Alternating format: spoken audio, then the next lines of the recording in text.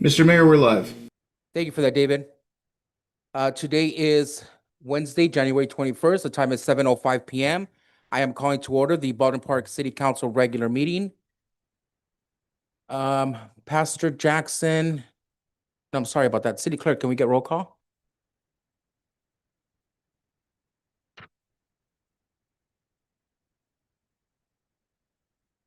No, I'm sorry about that. Invocation, yes, Pastor Jackson, Pastor Flores. Heavenly Father, we come before you right now in the name of the Lord and giving you praise, glory, and honor and thanksgiving. Heavenly Father, we have entered into a new year. We've even have new mayor, Lord, but you said acknowledge you in all of our ways and you would direct our path. And this is what Baldwin Park needs, your divine direction. We need your direction here in City Council with the police department, fire department. We need your divine direction in our schools and keeping our children from gangs and drugs, Lord. We're asking you, Lord God, in uniting the families together, Heavenly Father. We're asking you to touch the businesses, Lord, that Baldwin Park may prosper. We need you. We acknowledge you. In the name of the Lord, we pray. Amen. Jehová es mi pastor y nada me faltará. Ciertamente el bien y la misericordia me seguirán todos los días de mi vida, y en la casa de Jehová moraré por largos días. Gracias, Señor, porque tú eres Dios y tú eres bueno. Gracias por el liderazgo de la ciudad y gracias por el corazón de la iglesia aquí y ahí también en la comunidad. Ayuda el liderazgo, Señor, para conocer tú eres el Señor, tú eres el gran pastor y tú eres todo en todo. En el nombre de Jesucristo. Amén. Thank you for that, Pastor Jackson, Pastor Flores. Councilmember Avila, can you lead us in the Pledge of Allegiance, please? Put your right hand over your heart. Ready? Begin. I pledge allegiance to the flag of the United States of America and to the republic for which it stands, one nation, under God, indivisible, with liberty and justice for all. Thank you for that. City Attorney, can you please report from closed session? We had 4 items on the agenda. There was one that was not discussed, the last item. There's nothing to report from closed session. Thank you for that, City Attorney. I do have some announcements. The City Council are also members of the Board of Directors of the Housing Authority and the Finance Authority, which are concurrently convening with the City Council this evening, and each council member is paid an additional stipend of $30 for attending the Housing Authority meeting and $50 for attending the Finance Authority meeting. All right, now we're going to be going into proclamations, accommodations, presentations. Yes. Mayor, if I may, roll call. Oh, I'm so sorry. Now I skipped the roll call. City Clerk, see, my first meeting, you're already making me nervous. No, you're doing a great City job. Clerk, can you please conduct roll call? Mayor Daniel Damian, Here. Mayor Pro Tem Jean Ayala. Here. Councilmember Alejandra Avila. Here. Councilmember Emmanuel Estrada. Here. Councilmember Manuel Lozano. Here. Thank you. And before I forget, I will now close the special meeting. Now we're moving on to proclamations, commendations, presentations. We do have a presentation from the Los Angeles County Department of Animal Care and Control. Is someone here from the county? Good. Yes, and David, if you could bring up their presentation, please. And when you would like to hit the next slide, just say next slide, and staff will move the slide over. Thank you. Good evening, City Council and Mayor Damian. I appreciate the time and for inviting us to present today.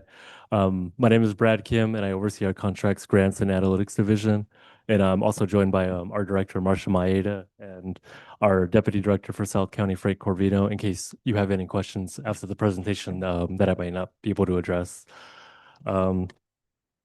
So I'll go ahead and I'll wait for the slides to show up. But I wanted to also, again, thank you for the opportunity and just express our understanding of your responsibility and desire to potentially look at other options and your fiduciary responsibility to find, the most cost-effective provider. So the presentation, the intention of it is just to provide an overview of the services we currently provide and then also to address some of the issues and concerns that were raised at previous council meetings over the last few months. And then at the end, we hope to address any questions you may have or provide further clarification on anything in the presentation. So with that, I'm just going to get started with a quick overview of the services that we offer as a county agency and have as a contract provider for the city of Baldwin Park. So we do provide 24/7 medical care and housing for animals at the Baldwin Park Animal Care Center. We currently provide this for all of unincorporated LA County and 45 contract cities. And this includes, of course, the intake and care of animals brought to our facility either as strays or owner surrenders, as well as the medical care required to ensure that they receive the care they need. We also provide 24/7 field response, and this can include lower priority calls such as dead animal pickup calls, barking complaints, or also higher priority calls such as bite or attacks in progress where we may require police or sheriff's assistance. We provide 24/7 emergency response to all of the areas we serve, and that includes when natural disasters strike, such as the recent fires in January, where we saw the sweeping fires affect those areas and had to intake animals and provide housing and emergency evacuation. And that also, I'll dive a little bit more into it in the next slides, but that also includes providing resources for pet owners who are either evacuating or need assistance temporarily and require no-cost housing for them or food and supplies that we can provide for their needs. We also have a team dedicated to humane cruelty and endangered dog investigations, and also a major case unit, which I'll get a little bit more into in the next slides as well. We provide spay, neuter, and vaccination clinics, which are essential for promoting animal health and also providing access to low-cost and free spay neuter options, which we recognize as one of the most critical means for reducing admissions and, of course, city costs related to animal admissions. And I'll talk a little bit more about the Pets Are Family program in later slides, but this is just as a general overview.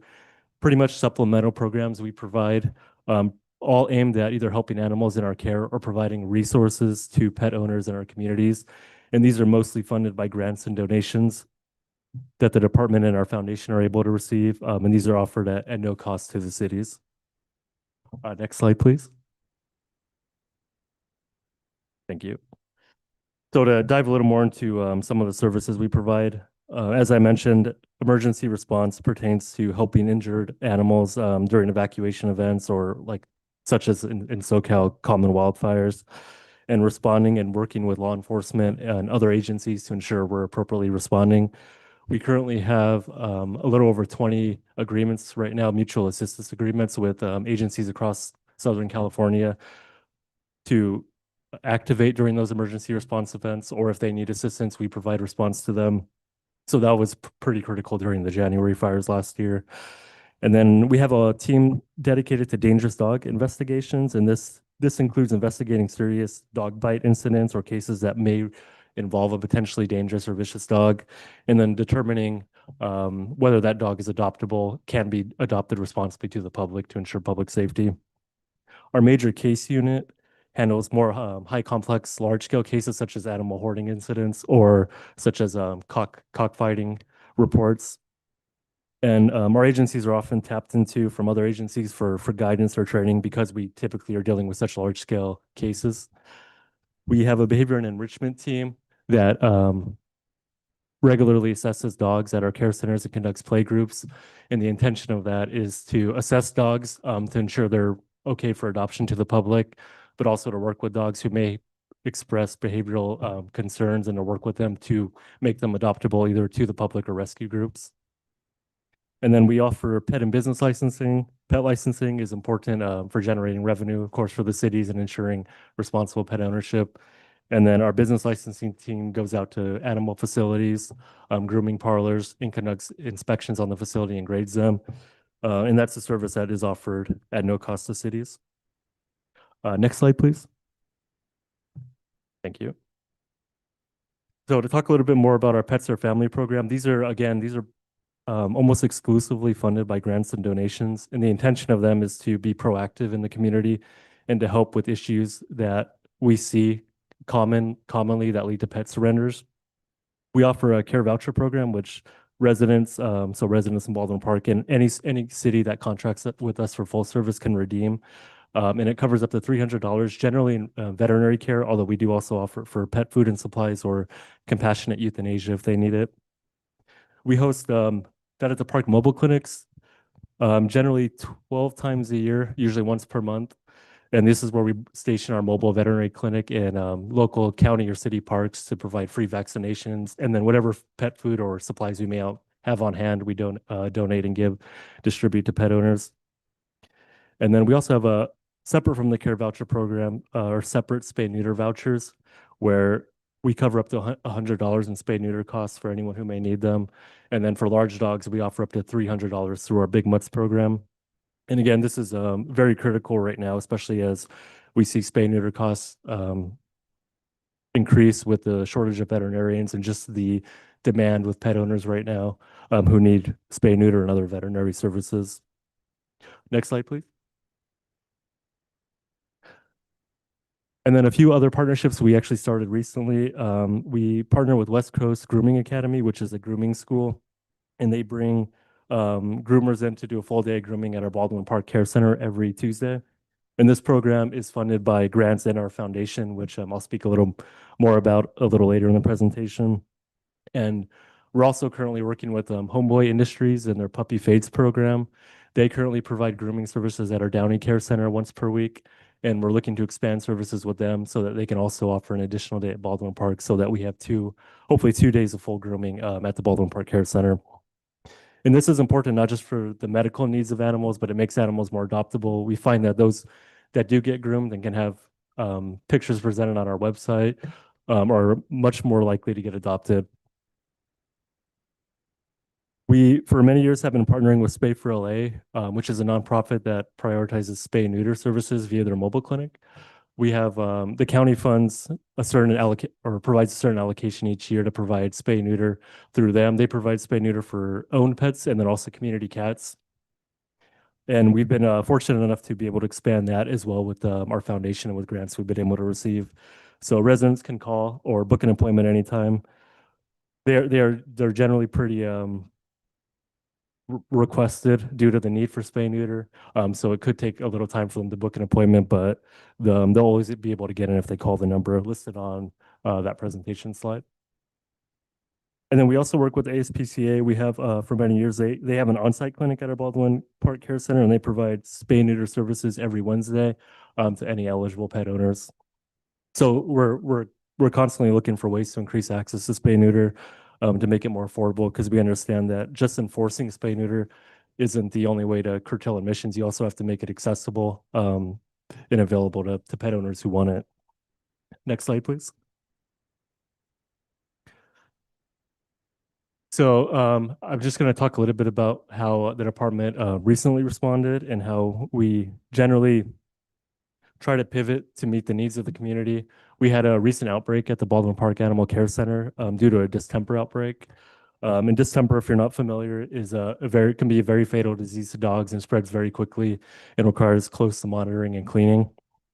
So we shut down our spay neutering temporarily to ensure we're controlling for the spread of the distemper, and also have bolstered up our monitoring and cleaning processes.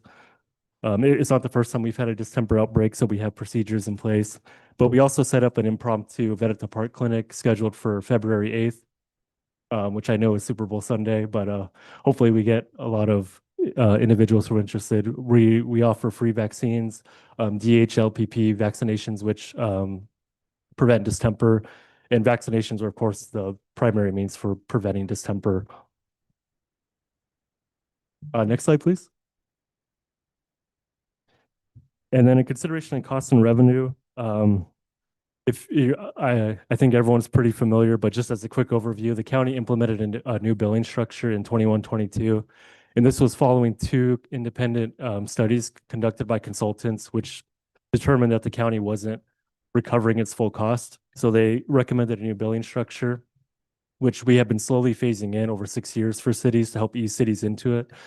And essentially, we're subsidizing 10%. we're taking away a 10% subsidy each year.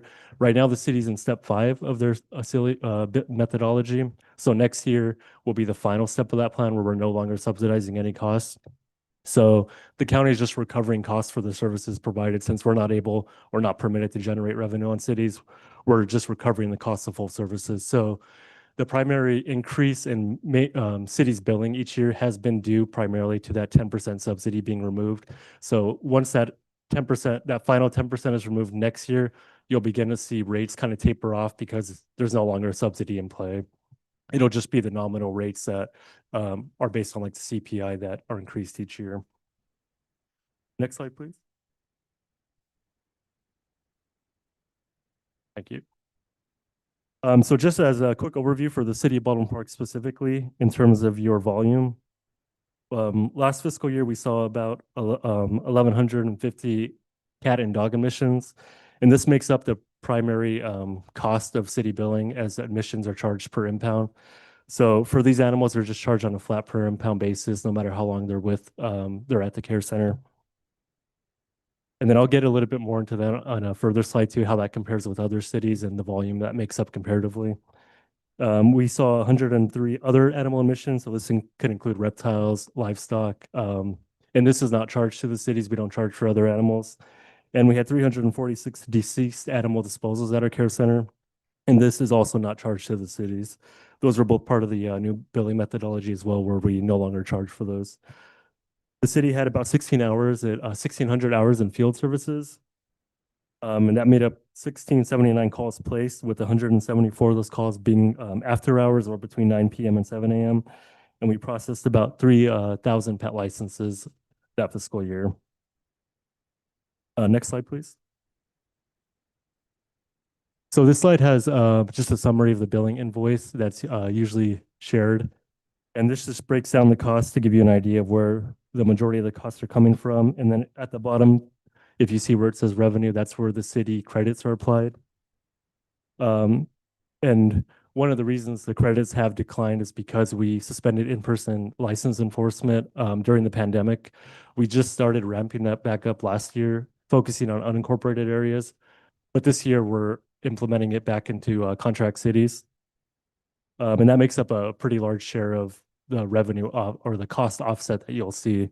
And I have in a slide or two, we'll show you what it looked like when the city did full canvassing. Actually, I'm sorry, I'm not sure that's in the slide, so I'll just address it now. Just to give you an idea, so you were seeing about $80,000 in revenue from license credit offsets the last 2 fiscal years. But when we had done full canvassing efforts, so this is when we were doing 1,000 to 2,000 hours in the city specifically, yeah, the revenue offset was closer to $250,000, so a pretty significant difference from when we were doing in-person canvassing. So we did reach out to the cities back in February to gauge cities and to help onboard them for in-person canvassing. So that is something if the city is still interested in, we'd be happy to do and schedule. Next slide, please. So some of the recommendations offset costs, because we understand that these rates, the cost for animal emissions have gone up significantly for cities. One thing that the cities can do, they have the opportunity to adopt their own cat and dog license fees. Most cities adopt the county structure, fee structure, but you have the option to increase like cat licenses, for example, or dog licenses for unaltered dogs to increase as a way of increasing revenue. Another option is contracting for dead animal pickup separately from the county. So while we don't charge for dead animal disposal, we do charge for the field hours officers go out and do the actual dead animal pickup. So an option may be to contract directly with the waste management provider, or even with our contract provider. You have an option of contracting with them directly if he offers, or if they offer a cheaper rate. And that's something we've recommended to cities. I know the city of Azusa is reaching out to them to see if that might be a cheaper option. And then, of course, in-person license enforcement has the most significant impact in terms of your revenue and credit. So we recommend doing in-person license enforcement, as it tends to be the most effective way for ensuring license compliance. And it's not only that year that you see the credits come in, but it's a recurring, continuing stream of revenue as we send out license renewals. We have the pet owner's information, so we're constantly reaching out for them to renew their licensing for their pets. And then investing in spay neuter is critical for curtailing emissions in the long term, making sure that pet owners have access to spay neuter. And that's what we've tried to do with our partnering with our vet clinics and Spay for Olay and the ASPCA to ensure that folks have access to low and free spay neuter. Next slide, please. I do have it on the slide here. So this is the slide I was referring to, where you can see the hours that we committed to license enforcement these years. And these were the last 3 years where we did full scale license enforcement. And you can see the revenue is pretty significantly different than what it is this fiscal year and last fiscal year, where it's closer to around $80,000. So this is a big means for offsetting your city costs. Next slide, please. I know it was also addressed in prior council meetings that serving as a host city can present certain challenges because you're the sheltering site. So as a means to try to help the city in recognizing that you are a host city, we would like to offer a priority for spay neuter clinics. We work closely with our provider to schedule sites for them to host their clinics. And while your residents have access to them all the time, they might not be in close proximity. So we could work with our provider currently to schedule clinics more, in the city of Baldwin Park so that your residents have better access to them. And then because our Vet at the Park events are grant funded, we have in the past tried to make to make it fair for all cities who contract with us for full sheltering. We try to space it out so that everyone gets an opportunity to participate in Vet at the Park clinics. But recognizing you as a host city, we would like to offer to prioritize you as a Vet at the Park city, recognizing there could be different challenges that you have. And then again, the opportunity for prioritizing your in-person license enforcement as we saw, it's a huge means for offsetting your revenue. So we'd also like to prioritize our host cities for in-person licensing enforcement if you're interested. And generally, those are the hours offered are up to the city. Some cities opt into just maybe a week of in-person license enforcement and only portions of their city, or some want a full-scale city effort. So that's up to the city to determine. Next slide, please. Thank you. So just to talk a little bit about our nonprofit foundation, the LA County Animal Care Foundation was established in the early 80s. And starting off initially as a nonprofit, but it has grown significantly over the last 5 or 10 years. It was established solely to support the Department of Animal Care and Control. So all the funds that go to the foundation go to the county, and for county supplemental programs like the Pets or Family programs, care vouchers, Vet at the Park clinics. And then a few other things the foundation offers are the Grooming Gives Hope program, which I touched on a little bit with West Coast Grooming Academy and Homeboy Industries. We have a grooming program where we bring in groomers to groom animals, typically with severe medical needs, who may be highly matted or have other conditions that are posing challenges to their health. We have the Dreams Come True program, which provides up to $5,000 in medical coverage for animals who may have severe medical needs and maybe be beyond the capacity of our veterinary clinic. So we'll refer them out to private vet clinics. They'll receive the treatment or surgery they need, then we'll return for adoption. And these are generally for highly adoptable animals that maybe need a fracture repair or something one time to get them into a home. And then Noah's Legacy Fund is primarily for emergency response and for responding to large crises like the wildfires. Through the Noah's Legacy Fund, they provide food and supplies that we can give to pet owners. They cover medical housing, temporary housing for animals who need it during those cases. They've donated trailers, which we use to respond to wildfire incidents. And the foundation has been pretty instrumental in allowing us to offer all these supplemental programs just due to the limited county funding, the county budget. So it's been really, really helpful in the programs that help prevent owner surrenders and help prevent emissions. Next slide, please. Thank you. And we just wanted to end with potential impacts of contract termination, just to kind of prepare the city. And if you do decide to terminate and go with another provider, just to ensure we're collaborating and making sure we're minimizing the potential impact. One thing is with the increased distance to Inland Valley Humane, if that's the provider you go with, we could see folks who maybe don't want to drive that distance and who may decide to either try to surrender the animal at our care center or may end up abandoning it in the field. And just ethically as a department and our mission, if we have an animal brought to us that it does have a severe injury or needs to be addressed immediately, we won't turn it away or let it suffer. So that's something we will need to take in and either humanely euthanize or refer out to a private veterinarian immediately for treatment. So if the city does decide to terminate and go with another provider, we just ask you consider maybe even a la carte contract services where we could provide limited sheltering. We currently have that set up with a lot of our cities where they either contract for limited sheltering or limited field services where we provide after-hour coverage, or in this case for limited sheltering if you need us to take in animals who have no other option but to be dropped off at the facility. And then, of course, you could have a lot of resident feedback, again, not wanting to drive the distance and maybe not getting the response time due to the distance of the officers. With animals being surrendered by the care center or in the field, with increases of those, it does pose a risk to public safety, especially if they're dogs with behavioral concerns.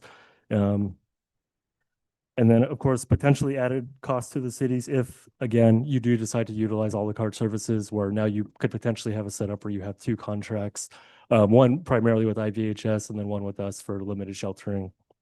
So we just want to make sure that the onboarding, if you do decide to terminate, we want to collaborate with you. We want to make sure the licensing, the pet licensing is transferred over as well, because we know a lot of folks have already licensed their pets. So we would work closely with you, with your provider, with whatever licensing company they provide to ensure that it's a smooth transition.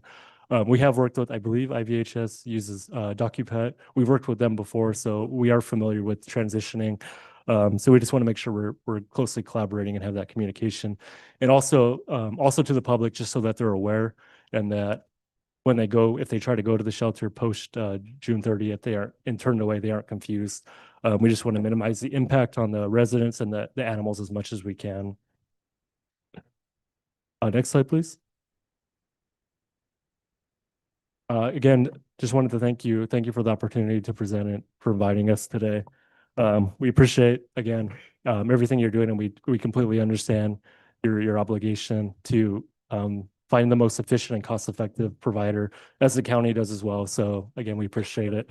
Yeah, and I'd be happy to address any questions. Again, I have Director Maeda and Frank here too, if there's anything I can't answer. Thank you for that presentation. Council, does anyone have any questions for the presenter? No? No? I do have a couple. So number one, I do have a question. In regards to the 1,156 admissions, are those people that generally go and drop off their pets because they can no longer care for them, or what type of admissions are these? They're primarily either stray admissions or owner surrenders. So folks who determine for one reason or another they can't keep their pets, so decide to surrender it. But the majority would be stray animals that are either found in the field or relinquished in the field. So these animals per se, they're not necessarily 100% animals that are within our city. It could be someone that could just say, you know, I found this animal, and they're surrendering it, but they're saying that they found it in Baldwin Park, correct? Right. So we verify where the animal is surrendered or where we found it in the stray. So if someone, say, came from another city, dropped it off at Baldwin Park, we would use the address where the animal was found. Got it, okay. And then when you mentioned the contract for dead animal pickup, what is the amount that you guys charge for pickup? We charge by field hour, so it's bulked into all of our field services. So it's our hourly rate for field services, which is around $150 an hour. So whether it's us responding to an attack in progress or just responding to a dead animal pickup, that same hourly rate applies. So if it takes 15 minutes for the dead animal pickup, it would be billed 15 minutes, so $30. So let me give you an example. Let's just say my pet dies at home. I call you to come and pick up my animal. You're going to charge me $150 for the pickup? If our field officer is responding correct, we charge per any field response. Okay. Yeah. So me as a resident, I call because my pet died at my home. You're gonna send a field officer to my house and I'm gonna be charged $150 for the pickup. Not the resident, but the city would be charged. Oh, for so the field- city's yeah, charged for that, not the, correct. so it's free for the resident? Right. Okay, And then also, Mayor Damon, if they drop the animal off at the care center, that's not charged because we don't charge for the disposal of the animal. got it, okay. And then how are you enforcing the licenses? So it's door-to-door efforts where officers are going door to door, knocking on doors, identifying properties that are likely to have a dog, because they've heard a dog barking or for another reason. And then they will issue the license at that moment. So yeah, door-to-door license enforcement. I have a question. Go ahead, Councilman Robin. So if the city was not to go with LA County anymore and a resident found a pet on our streets and they take it to you, you wouldn't take the pet? If we don't have a contract together. Correct. Council, if we determine the animal is suffering or ill or injured, we would always take it in just because we wouldn't allow the animal to suffer. If it's an animal in good condition and you don't have a contract set up with us, we would refer it or have a structure with IVHS where we reach out to them and have their officer pick up the animal. Okay. Anyone else have any questions? Well, thank you so much for coming out and presenting this to us. I believe they're gonna bring this to us, Manny, if I'm correct. Yes, at the next city council meeting, we will have a presentation and give an opportunity for the city council to decide which option they would like to choose. Thank you. Thank Thank you. you. Mayor. Thank you for so the much. Appreciate your presentation. time. All right, now we're gonna be moving on to public communications. City Clerk, how many speaker cards do we have? Mayor, we have received 17 speaker cards.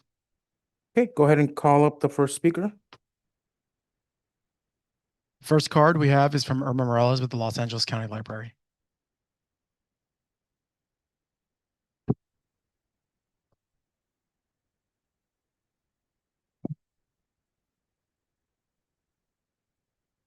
Good evening, Mayor Damian, City Council members, and city staff and community members. I wanted to talk about some of the upcoming programs for the library.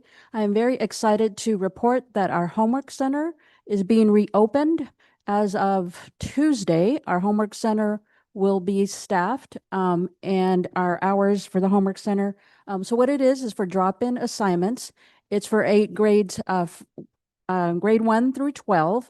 And so if community members, students have homework to do or homework assignments that they have questions on, our homework center is now open. And we also are starting a tutoring program. It's called STAR Tutoring, Students Together Achieving Results. Our STAR tutoring program is by registration. Students will be tutored 1 hour a week, and we will be tutoring Tuesdays, Wednesdays, and Thursdays. Our homework center is going to be open Tuesdays, Wednesdays, Thursdays, and Fridays. The hours will be updated on our website pretty soon. Tutoring, for STAR Tutoring, it's open to grades 1 through 6, and it's small group tutoring. And as I said, they will be having 1 hour tutoring sessions per week, and that's going to go through through May 21st. So the tutoring started January 20th. And it's going through May the 21st. Our homework center opened January 13th and will go through May 22nd. And that area is being staffed. The hours will also be on the website soon. If you go to lacountylibrary.org and go to our location, Baldwin Park Library, you will be able to find, they're going to update hopefully the hours pretty soon. And the other thing I wanted to give you some information about is the Housing for Health mobile clinic will be back at Baldwin Park Library. It's a free clinic for people experiencing homelessness. It's going to be on Thursday, January 29th, and it's going to be in our parking lot, and it's from 9 a.m. to 2 p.m. So we have lots of great programs going on. We have programs for children, teens, and adults, and virtual programs. Find out any more information, please go to our library's website, lacountylibrary.org. Thank you for your time. Thank you very much. Next, We call Yanetta Whitley.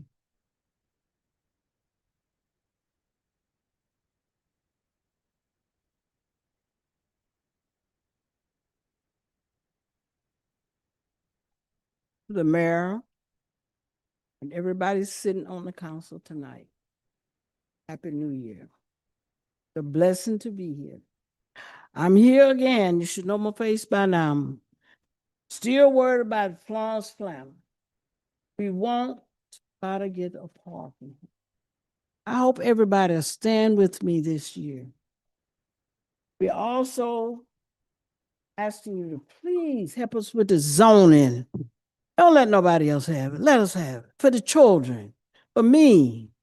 Let us have green around where we can enjoy. People can go out. We have somewhere for our children. I'm concerned about the children. I once was a child. I didn't have an opportunity. The only opportunity I had was a hoe chopping cotton, a sack picking cotton. To see these children have a place to go. They can play soccer, they can play basketball, they can play football. We can have a center. We can have a center for seniors. If you help us get this, we'll prove to you we'll use it right. We have so much congestion. These 105 units that they want to put in there, we're already having a hard time. I am speaking for myself and the community that stands behind me. We need you. We actually need you. We can raise gardens. You can come and eat. You can come and get food, have a good time. We can have recreation for kids. I might do some singing for you. You'll be surprised about me. I done been a little everywhere around the world. But I just ask you, please stand with us. Please don't let no contractors have this zoning. Save it for us in the community. We pay taxes. Our community needs you. We need you. I need you. And I know God will bless you if you help us with it. Please stand. Together we stand. Divided we fall. God so loved the world, he gave his only begotten son. Help me with this. I'm one. I can't do what he did for the world, but I can speak for it. Help us with this park, please. Help us with this zoning, please. And help us to save water. We need to save this water God is sending down. We need somewhere to put this water because we're going to need it. It's been cold, but it's going to get hot. It's going to be dry. Help us, please. Help this old lady if you don't help nothing else. Because where I stand, my heart is there. And looking at my heart, you can't see it, but God can. You know what I mean? Thank you. Have a happy new year and good health to everybody.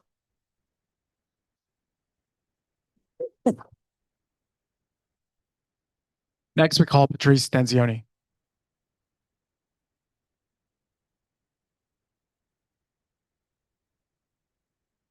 I do not want to follow Miss Juanetta. She speaks the word of the Lord. Greetings, Mr. Mayor, City Council. The Flanner Project began as a few homes with community feels, and that was plural. A homework center for our children, on-site presence by the district, but somewhere in behind closed doors, it morphed into 100+ condos, 200 cars, and a lone exit on a narrow street that has no easy exit to a main street. Again, I question the safety of this project that you have all before you and have all the power over. Years ago, there was a fire there that took forever, it seemed like, but it was only over 30 minutes. When a fire truck did finally arrive, the long ladder truck could not navigate the access. Yes, safety is an issue. I made this statement last time I was here. Most of the poor souls in 9/11 did not perish from being hit by the plane. They lost their lives because they could not get out. I know that you stand to make millions off of the project in years to come. The question is here, are people's safety, possibly their very lives, important to you? Or is the money? What you answer and how you proceed from now will tell what kind of person you are. I pray that you make the right decision. Thank you for your time.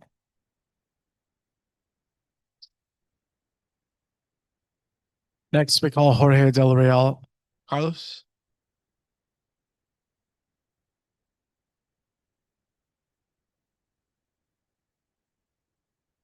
Great evening, City of Baldwin Park and board members. I'm George. I'm here once again to strongly oppose the leasing of Florence Flanner, the campus in Bassett. We continue to urge you to please do the right thing and stand with our community. When the project comes to your hands, reject the rezoning of this open space. I'm aware of the housing crisis our communities face, but I'm also aware of the scarcity of green areas or public spaces Baldwin Park faces. I believe if we develop and keep this property green and open for our community, it is a better benefit for the health of the residents and the lifelong of our communities. I urge you to please do the right thing and keep this area green and open for us. Thank you.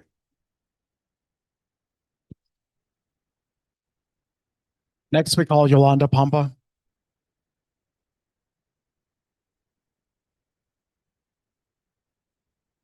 Good evening, Mayor and Baldwin Park City Council members.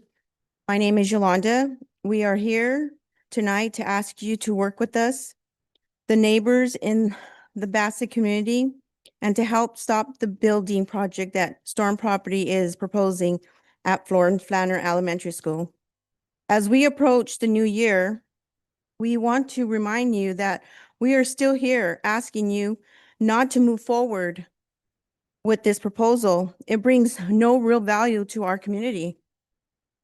We have also been attending Bassett board members meeting, asking those board members, which we have two here with us today, to withdraw their support. Yet they continue to pass the matter on to you, Baldwin Park City Council. Please keep in mind that we are open to new opportunities at the Florence Flanner site, ideas that offer better solutions for our children, our seniors, and our entire community. Thank you, guys.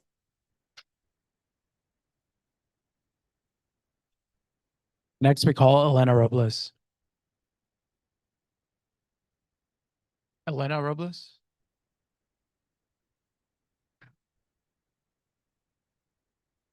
Good evening, Mayor, members of the City Council. I'm here to make a couple of announcements on behalf of State Senator Susan Rubio.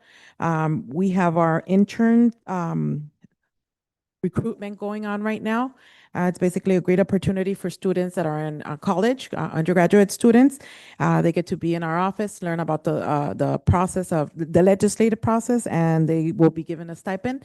Our deadline for this is Sunday, January 25th. So if you know any students, if the community in person and on the online has anybody that would be interested in interning in our office, this is a great learning resource, and many of our interns have ended up with jobs in other great offices.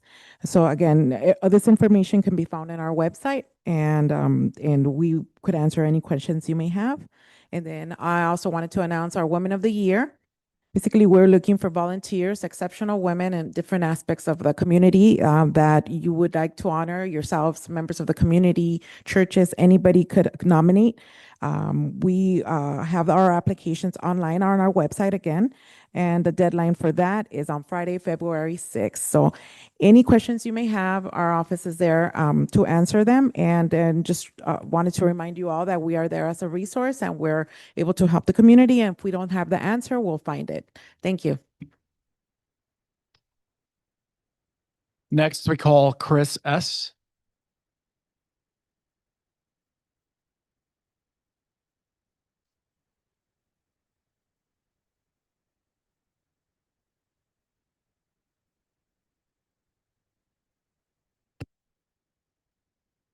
Okay.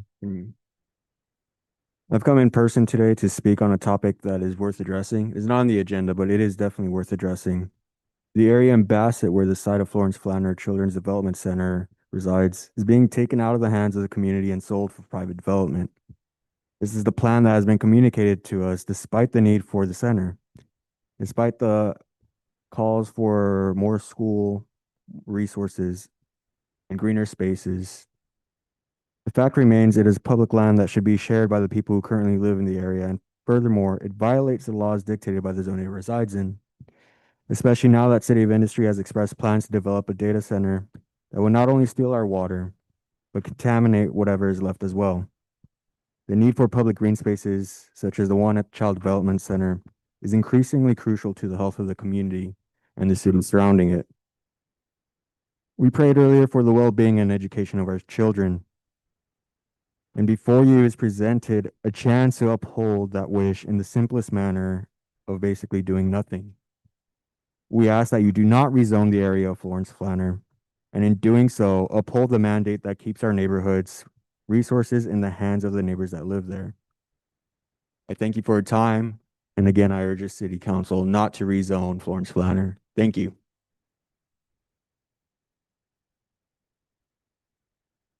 Next we call Sam Brown.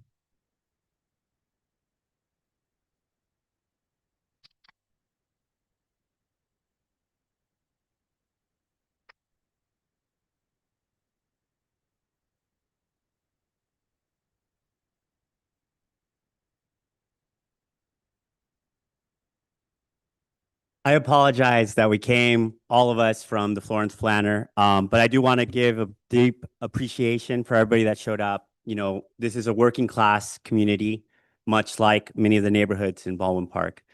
And, you know, we've been at it for a year, more than a year, and we could just wait and wait for the Planning Commission and then wait for the City Council to decide. But the problem with that is that the more time we wait, the more money the developer puts into this project. And suddenly the legal position becomes a lot more tenuous for the city of Baldwin Park. And we're here to remind you that this is public land. The land belongs to a school district, but it's within the city of Baldwin Park. You guys control the zoning, and right now the zoning is open space and recreation. And there's a scarcity of parks in the city of Baldwin Park. And I know that you guys are doing everything possible to increase the total acreage of parks, and you guys are making significant strides. So let's do it again right here. And let's do it again because it's consistent with the City of Baldwin Park 2020 general plan. According to the general plan, which was written in November of 2002, the city's park master plan, the National Recreation of Parks and Association, the guideline says there has to be 2.5 acres of park space per 1,000 residents. Right now it's 0.5 acres, right? In 20 years, 23 years since the original master plan came out, there's only been a 0.1 increase in the total acreage of parks, right? And we know that there's many projects that are along the way, but we're not going to increase that acreage if the developers can come in and privatize public land. The school district did not pursue and follow the Naylor Act, which means that they have to offer it to another public agency for a quarter of the price. According to the 2020 general plan, you know, one of the goals is for you guys to acquire new land to increase the total number of parks. You guys have joint use agreements. You have 17 joint use agreements with Baldwin Park Unified School District. Why not increase a joint use agreement with Bassett Unified School District? It's inside the city of Baldwin Park, right? This plan, if you work with the community, right, by not rezoning the land, and we ask you not to rezone the land because if you rezone the land, you allow a private multi-million-dollar hedge fund that is worth $100 million to dictate the policy of the city. And they're going to say, well, it meets the housing objectives. But according to the general plan, you guys have an open space and recreation element that has never been fulfilled since you guys established it. And so we think that it's only appropriate that you work with this community and that you work with us to honor the unfulfilled legacy of creating that park demand that your working class residents Thank you so much for your time. Thank you.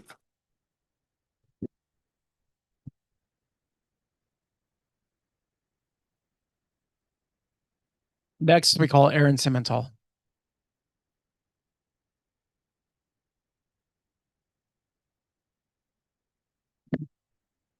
Hello, Honorable Mayor and Council. My name is Aaron Simantad. I am a very proud member of the Bassett community. I also serve on the Bassett School Board, but I'm here speaking in my individual capacity. My views are not necessarily represented by the district, but I am here tonight to join the many of my fellow committee members who have been here not only tonight, but in past other nights, to speak on the topic of rezoning. I personally have listened to hours and hours the last year on a lot of things that you've listened to tonight and will probably hear for the next couple of council meetings. But the neighborhood impact that we've heard, considerations on traffic congestion, public safety considerations, these are all very valid concerns that our community have expressed over and over again. These committee members have addresses to our school board, but of course, only the Baldwin Park City controls zoning and planning. It's not necessarily pushing off this item to this body, but it's a reality of which local government holds which power. I have heard from our community members who have called for Baldwin Park to not rezone the property from the to residential use and to keep it as it currently is, as the last speaker beautifully just mentioned. This is an opportunity for the land to be used for the other alternative public benefits. We've heard educational alternatives, recreational alternatives, environmental options, all for the vacant lot behind the Flanner Child Development Center. The possibilities are truly endless. I would respectfully ask that this body listen to our committee members regarding the rezoning and protect the Flanner neighborhood. The time to act is now, and I do appreciate everyone here tonight to speak on this topic, and I look forward to continuing this topic with you all. Thank you very much.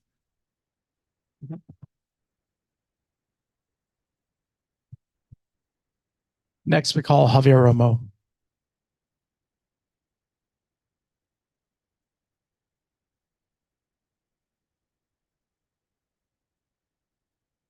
Good evening, Mayor and City Council.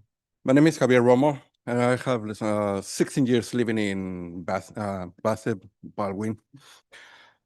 I was a parent activist. I became a board member, and also I support my colleagues and myself to reopen Flanners. We got a $2.5 million from Head Start to reopen Flanners. And to hear the closing it for housing, our community need school for our little ones, 18 months. Because our community, we have crime rate high. The Yale Corporation, they make studies how many students in the high school they're gonna fail to making jails. But now you're the one who has the zoning, because it's you, not the district, not the school district, has the zoning. You are.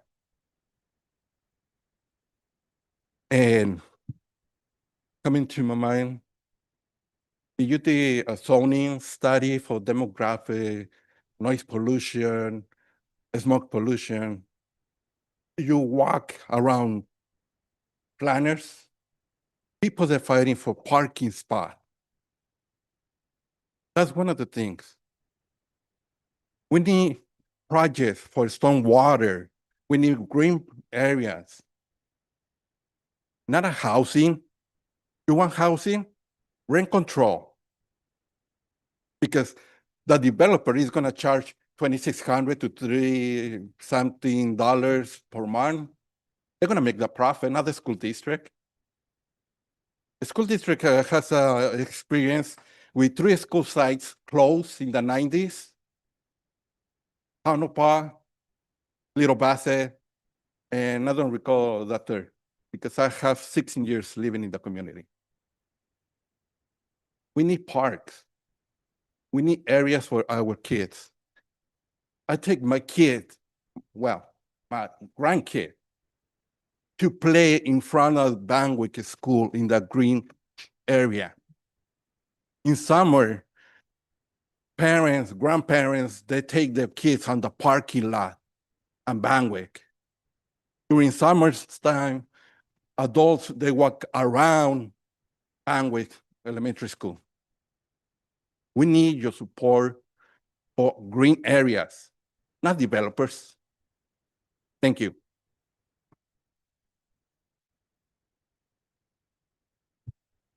Next, we call Cindy Rubio. Cindy Rubio.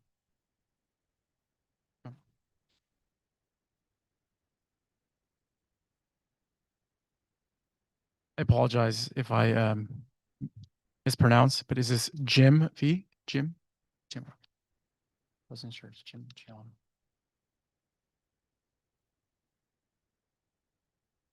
Good evening, Mayor, Mayor Pro Tem, Mayor in Waiting, Chief. I want to forget the chief, city staff, council members, and the community and the rabble. Tonight I'm calling it Florence Family Forever. You folks were elected to do the right by your constituents. You arrive at that place by listening to us here through calls, letters, and in the vernacular through the socials. We're here to tell you now, today, you have the golden opportunity to correct a 70-year-old oversight. 70 years ago, the developers were building housing for returning GIs, okay? But they neglected to include open space for recreation. As a consequence, Eastern San Gabriel Valley has a severe shortage of open space. Sam pointed that out, and parks. I draw a contrast to modern cities like Mission Viejo and Irvine. They have a greater share per capita of parks per residence. You can help correct that wrong today. Storm Properties is a present-day vampire squid wrapped around the face of humanity, relentlessly jamming its blood funnel into anything that smells like money. They're exploiting the land for profit at the public's expense. Please don't enable the exploitation of our commons. For heaven's sake, our commons are under attack. This is your opportunity to get in the record books to say, hey, I voted for open space for the people. I voted to keep the green areas green, let them expand the child care center. Folks, you guys can do the right thing tonight. The folks that are here tonight are just a small portion of the people who have attended our meetings. Most of these poor devils can't come out and make their point, make their position known because they got to go grind out a living. So if you can help them out by providing a place to play soccer, to run around for the kids, because not everybody has a 5,000, 6,000 square foot lot. We have a lot of apartments, especially ballpark. Thank you so much for your time. So do the right thing, folks.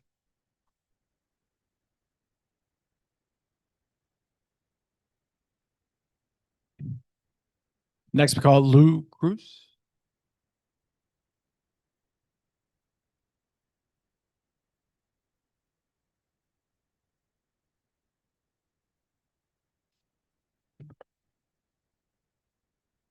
Good evening, Mayor, council members, community activists.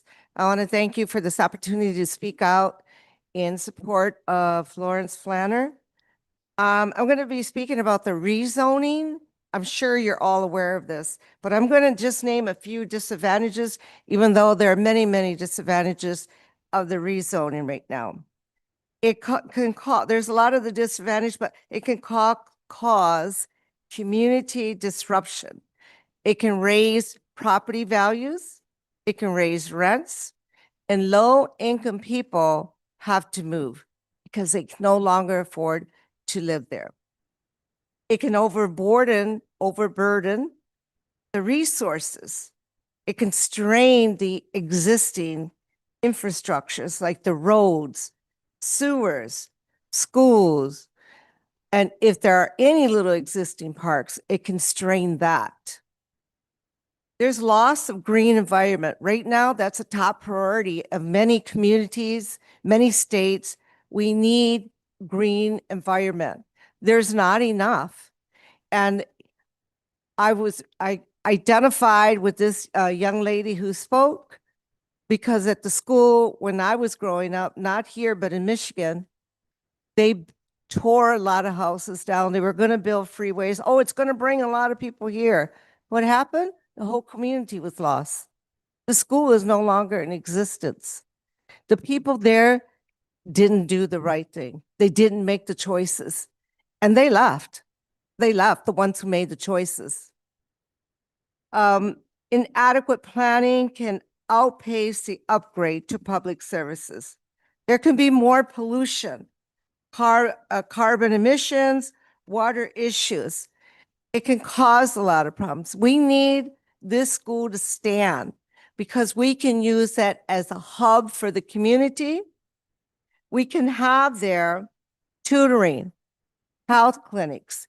We can have mental health, food support. Right now, open up your the newspaper. I shouldn't say newspaper, but open up your apps and you can see how much fighting is going on. And I told my boyfriend over and over, we need to do something about the mental health and we have to start young with kids. I'm a teacher and we always start young. This is a time that could become a hub for kids to let out their anger and learn how to work their anger out instead of fighting, instead of arguing, instead of shooting.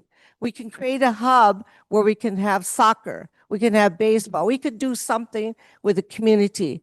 Don't shoot it down, don't stop it. Be on the right side of history. Thank you.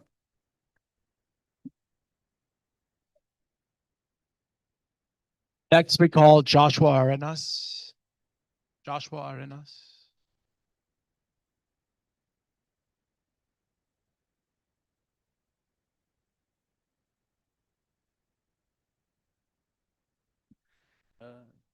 Good evening, Mayor Damien, and again, all city council members. Again, I'm here to, again, reiterate what a bunch of my other neighbors and community members have said about storm properties. And again, I believe we've touched on most of the topics, but again, just to reiterate on it, that again, the infrastructure itself does not support a lot of it. I understand, and I did look into it, that storm properties did say they were going to again, create a second point of access to it to increase traffic flow and accessibility. But again, it feels that it's more to their benefit. And again, this is something that's creating, I guess, again, they're saying they want to create more attendance, more students to the schools. But again, who is it going to benefit really? It's not going to benefit the students and the actual community that is there right now. So it's a question that you need to ask. Are you going to assist the students and the family members and the people in that community who are already there, or in the hopes of what this corporation is trying to bring to this community? Again, they promise all these things, but we all know a lot of corporations. Some of us probably lived through the 2008 banking crisis. So again, we all know that corporations aren't exactly the ones to keep their promise and keep their end of the deal. And I think that's among other things, just things that need to be brought up. Again, they have, what is it? Again, like I said, they say they want to attract new students. What community, what district is that actually going to go to? I know it's Baldwin Park. Are they going to be brought into this? They're saying it can be for Baldwin Park, for Bassett Unified School District, I should say.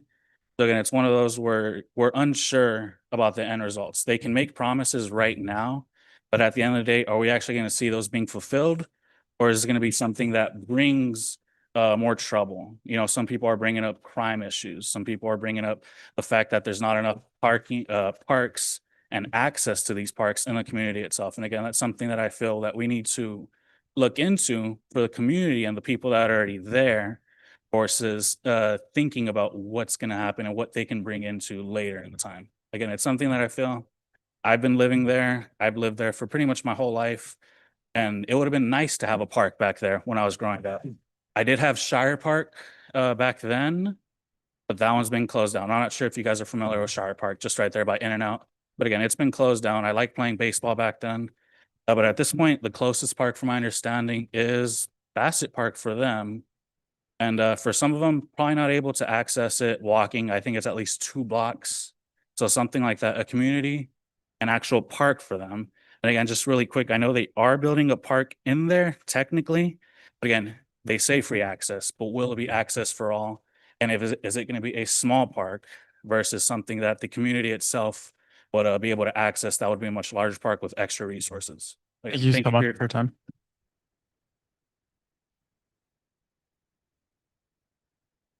Next, we call Francisco Arenas.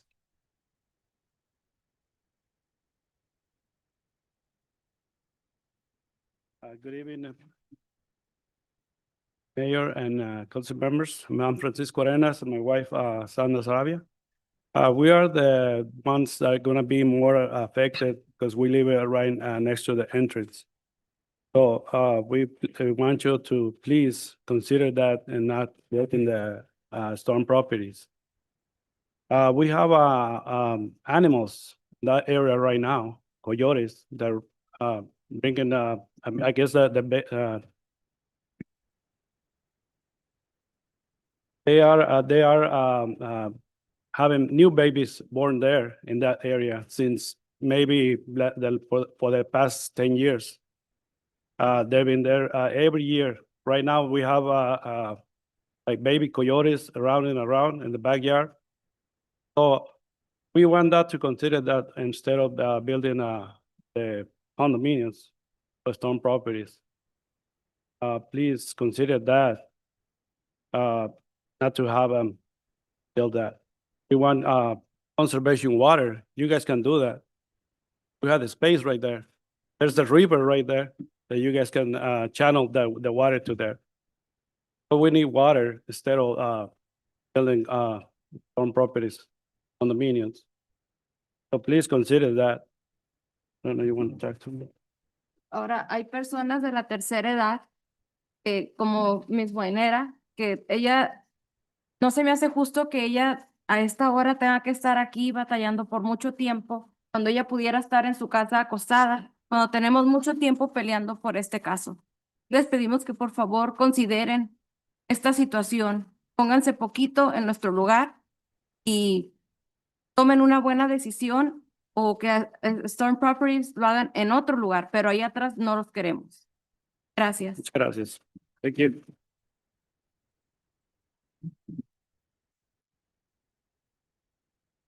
I want to say that there are people of the third age, like Ms. Yanera here. She shouldn't be here. She should be at home, going to sleep, but she's here. And we all come here fighting for this issue. And we want you to put in our positions and reconsider this. Thank you.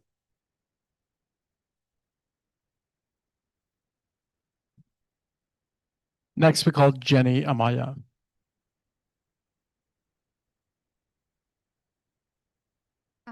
Good evening, Mayor, City Council, and staff. My name is Jenny Amaya, and I'm a resident of Baldwin Park. I was born and raised in the San Gabriel Valley, where I went to schools both in La Puente and Baldwin Park.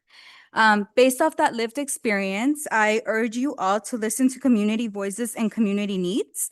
What we don't need right now is more traffic, more congestion, more pollution, or luxury housing. What we need now is more green spaces, community gardens, public education, also for adults and children, more recreational spaces, more third spaces, land where we can coexist with one another. So public land, not private land. This is a great opportunity for you all to materialize something that is beneficial to the local community that lives here now, rather than the needs of developers that have no relationship to this area. Please do not rezone Flanner Elementary for luxury housing. As land that was for public educational use, it should be for public use, not private use. Thank you.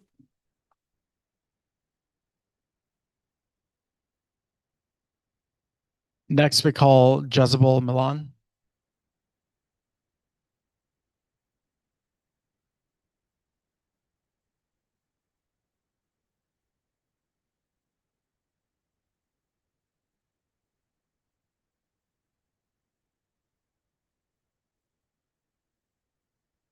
Wanda pacha, Yamindwacha, Merquechaka, Paperiquacha, Wandani, Hijimbo, Sika, Icheri.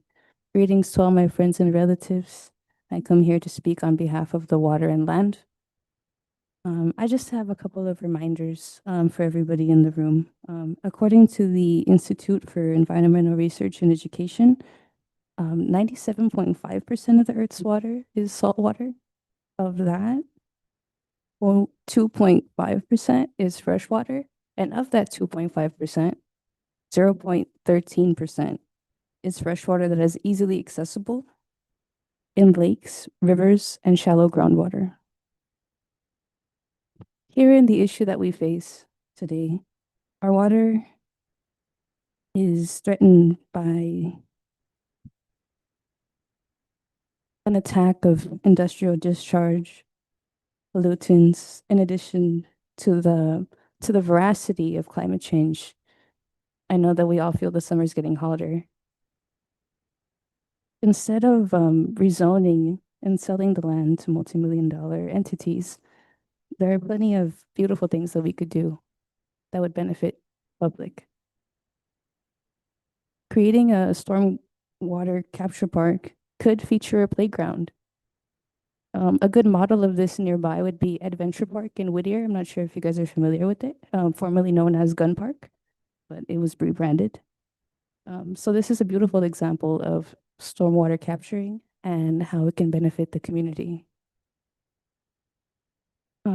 Personally, as an educator, I work with children. I firmly believe in the preservation of green spaces and third spaces. Green spaces are third spaces. And I would love for the children that I work with, the children that we all have and that we love, to be given the opportunity to run free and be happy. Thank you. I hope.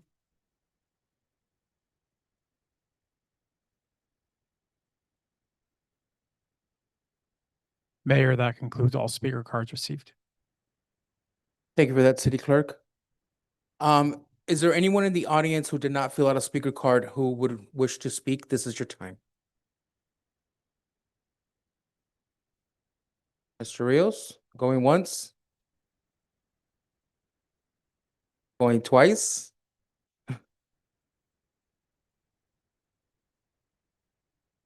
We'll cut his time down to 2 minutes. Happy New Year, Mr. Rios. Happy New Year's. I have a little complaint on the lunch trucks that you guys are letting come into the city. It's getting a little ridiculous. Over the weekend, we had around 4 lunch trucks next to McDonald's. I know I talked to the manager and they told me, well, we have to close down because there's no business. Those are the people that buy the business license, the health department and everything. We're letting people come in from outside and do whatever they want to in the city. We already put a stop to it over 4 years ago. Now we're letting them come back in. I know the code enforcement has been working lately, trying to get rid of them.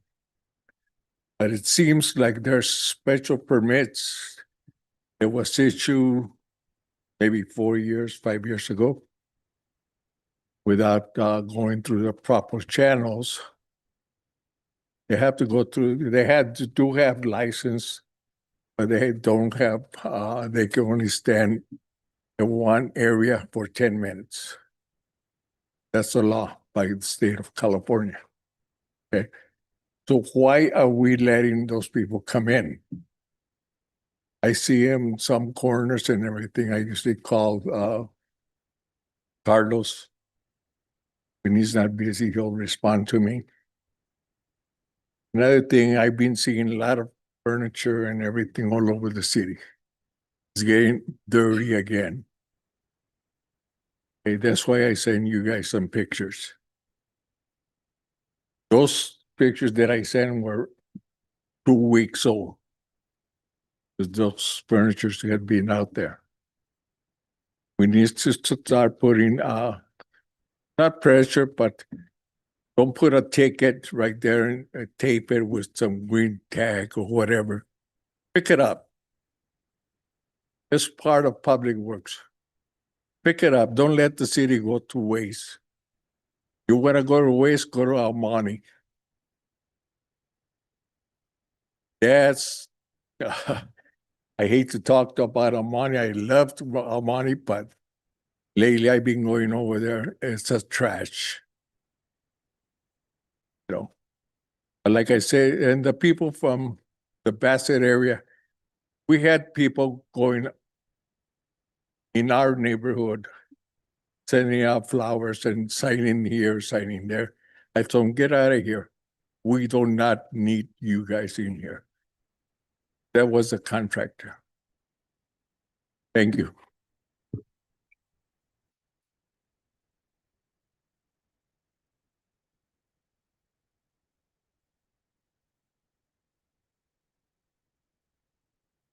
Hola, buenas noches a todos. Quiero dar las gracias al concejal que mandó a levantar la basura frente de mi negocio, porque yo llamé muchas veces y Carlos iba y nada más sacaba fotos y no iba nadie.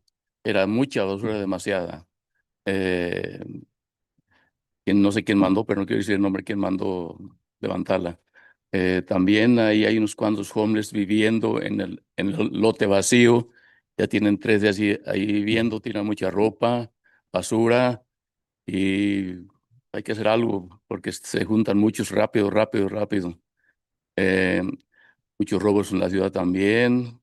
También quisiera yo que fueran al Jack in the Box, se mandaran no sé quién se encarga del Jack in the Box, pero hay mucha suciedad atrás y nadie limpia. Entonces, cuando la gente va a comprar sus hamburguesas, ahí huele muy feo para adentro y pues que es antihigiénico eso.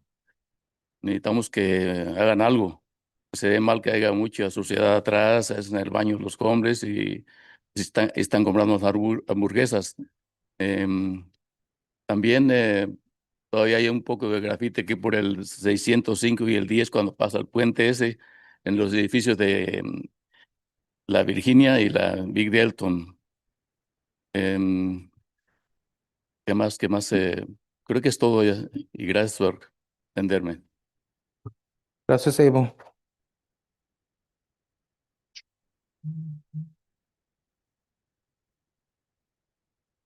Good evening to all of you. I want to say, first of all, thanks for picking up the trash that was being accumulated in front of my business. Carlos would go there and pick it up, and I don't know who did it, but it's been taken care of. Thank you. There's still homeless people there next to in an empty lot there, and they're, leave trash and it's piling up, and there's too much of this going on. And there's also there's been robberies around. And in that area, the Jack in the Box is very dirty in the back. When people go there and eat their burgers, it really smells like there's something really going on, something nasty in the back. So this is no good. I also want to tell you about the area where the 605 meets the 10. There's some graffiti there next to La Virginia or Vivero. And well, thank you for listening and paying attention to my comments. Thank you. I'm sorry. If you've already spoke during public communication, we can't have an open dialogue back and forth.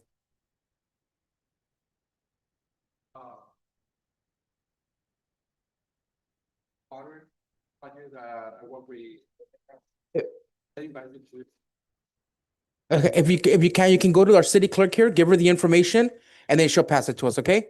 Thank you for that. Is there anyone else that has not spoken that would like to speak? Now is your time. And it's okay, thank you.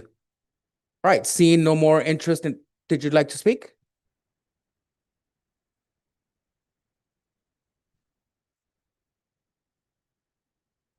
I wasn't gonna come up here, but anyways, hey, I just want to say thank you to Baldwin Park, City of Baldwin Park. I've been here over 50 years and seen a lot of things that you guys done in your city, and we would like to see that city of Bassett and the surrounding cities also. And we just ask that you be united with us But we are kind of like family, you know, we're maybe distant, but we're asking that, you know, that you would help us out by not allowing like storm properties to come in or any other one, someone like that, developers would come in and break up a family like us, you know? So I just thank you for listening to all of us, and I appreciate you guys. God bless. Bye. Thank you.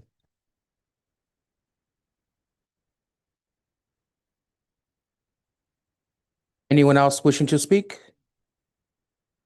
No? Okay, so I will now close public communication. I just did want to thank all of you guys for coming out. You know, I know that some of you guys have been here. Ms. Winetta, you know, thank you. Thank you, because you know, you're a fighter, and we can see that. But, you know, we do want to thank you guys, because I believe that myself and my colleagues up here, you know, have listened to you guys. We continue to listen to you guys. But I just want to let you guys know, you know, this is not on the agenda for tonight. We're not going to be taking up a vote on this. They're currently submitting their plans to our planning department. Once it gets to our planning department and the planning department or commission takes it up, then it's going to come to us, the city council. And then that's when we'll take a vote on that. But for now, it's not something that we can vote on, okay? But we do thank you guys. We do hear you guys. And we thank you guys for coming out.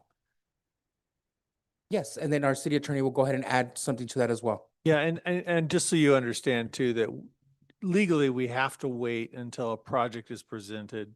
If they start to make statements in favor or against, then that is biased against the person who's making the application. So we have to withhold judgment until there's an actual project before them, and then they can make decisions on it. Mayor? Thank Councilwoman- you. I want to thank all the speakers that came to talk about different subjects here in the city. We are all very interested here to know what concerns you and how we can better service the community. So it's always appreciated that you come out here and speak. Abel talked about the in and out really quick. The Jack in the Box area, if you can take a look again, please. It's been an issue with Caltrans. There is homeless. I was just by there recently. They do reside there at times, and I know our PD has worked with them. They go out there, they provide services, they move out, but they keep coming back. Our PD can only do so much. We need Caltrans to always also step in to make sure they're cleaning up and that there's no graffiti in the area. So if you can please look into that to make sure that that area is maintained clean. And also, since we're on the subject of that area, on that property that's going to be developed as a hotel, that property is really dirty. It's the grass is overgrown and a lot of trash as you exit Puente Avenue. It looks really bad. So if you can go after the property owners to make sure they clean it up, please. Thank you. Thank you for that, Councilman Ravila. Yes, you're correct that Grand Parkin is looking really bad. Any other council members wishing to address anything? No? Yeah, real quick. Go ahead, Councilmember. Thank you. Just want to remind, as the city attorney mentioned, until such time that the actual developers submit the actual documentations, and from there, make sure you're informed. So this way, you know what other steps you're going to take from that point as residents. Thank you. Thank you for that. So then now we're going to go ahead and move on to our consent calendar. City Council, is there anyone wishing to pull any items?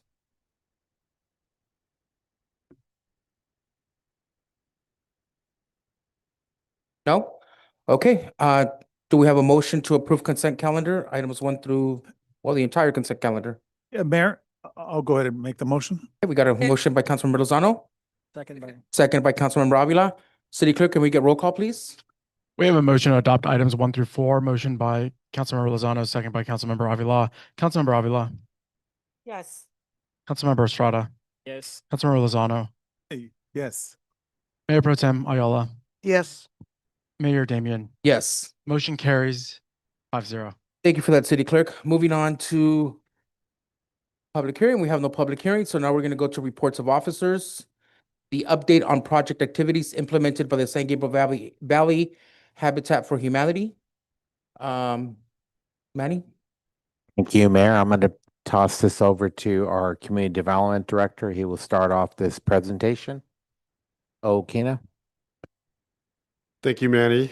and thank you, Mayor Damian and the rest of the city council. This item was requested by Councilmember Damian with regards to asking for a status update on the Habitat for Humanity project. That request came in November 19th, 2025. We've been working alongside with Habitat for Humanity, Mr. Powers here in the audience tonight, and his colleague as well. This item, in terms of the presentation, reflects the fiscal impact in terms of the different funding source that's provided by the city for the project itself. Approximately $5 million of different funding allocation was set aside towards different variety of projects throughout the community that is worked on and funded by Habitat for Humanity. The few projects are home renovations, garage conversion, both attached and detached, ownership occupied rehabilitation, also ownership occupied regarding veterans housing. The Torch project itself, which involve land acquisition, both, and construction as well. Land acquisition has been acquired. The matrix in the City Council staff report outlines the different funding source as provided as part of each category of the project and the number of units for the project itself. The Stewart project is a new construction project that's underway. It's a adaptive reuse of an existing church, as well as developing some new condominiums, townhouse type of development. Overall, the project itself is going to build new projects, as well as involving about 54 units of housing throughout the community itself. At this time, the allocation that Habitat for Humanity is wishing to request as part of this, or providing an update, there's some number that was requested to be adjusted, and that will come before the City Council at a separate meeting for that consideration on the adjustment. Habitat for Humanity also are considering requesting for some extension. These type of funding source started since 2021, October 6th to be exact, and all the way to July 16, 2025 on adjustments of certain fundings. At this time, to summarize everything else, I wanted to turn over the presentation to Mr. Powers from Habitat for Humanity. He will provide you an example of the different projects that they're working on, and I know that Mayor Damian and the rest of the council may have questions with regards to additional status update with regards to that. Powers? Thank you. And if I may, David, if you could bring the PowerPoint presentation up for Habitat for Humanity. Good evening, Mayor Damian and City Council members. I'm Grant Power, Director of Real Estate for San Gabriel Valley Habitat for Humanity. Tonight with me is Laura Ely, who's Senior Director for Housing and Community Engagement. We're delighted to be here and have a chance to give you updates on the activities that were authorized by the city under the Affordable Homeownership Expansion Agreement from 2021. We would like to walk through the steps that we have taken to implement this so you can see the progress to date, and also talk about our next steps so that you can see the timeline from here to completing the task. Next slide, please. The slide was just up earlier. You can see here a summary of where we started and where we are currently. The original expiration date for Fort Street was the end of 25, the same for Stewart. And the other projects you can see listed here, ADUs, critical home repairs, and acquisition rehabilitation. We have made progress, especially on Stewart.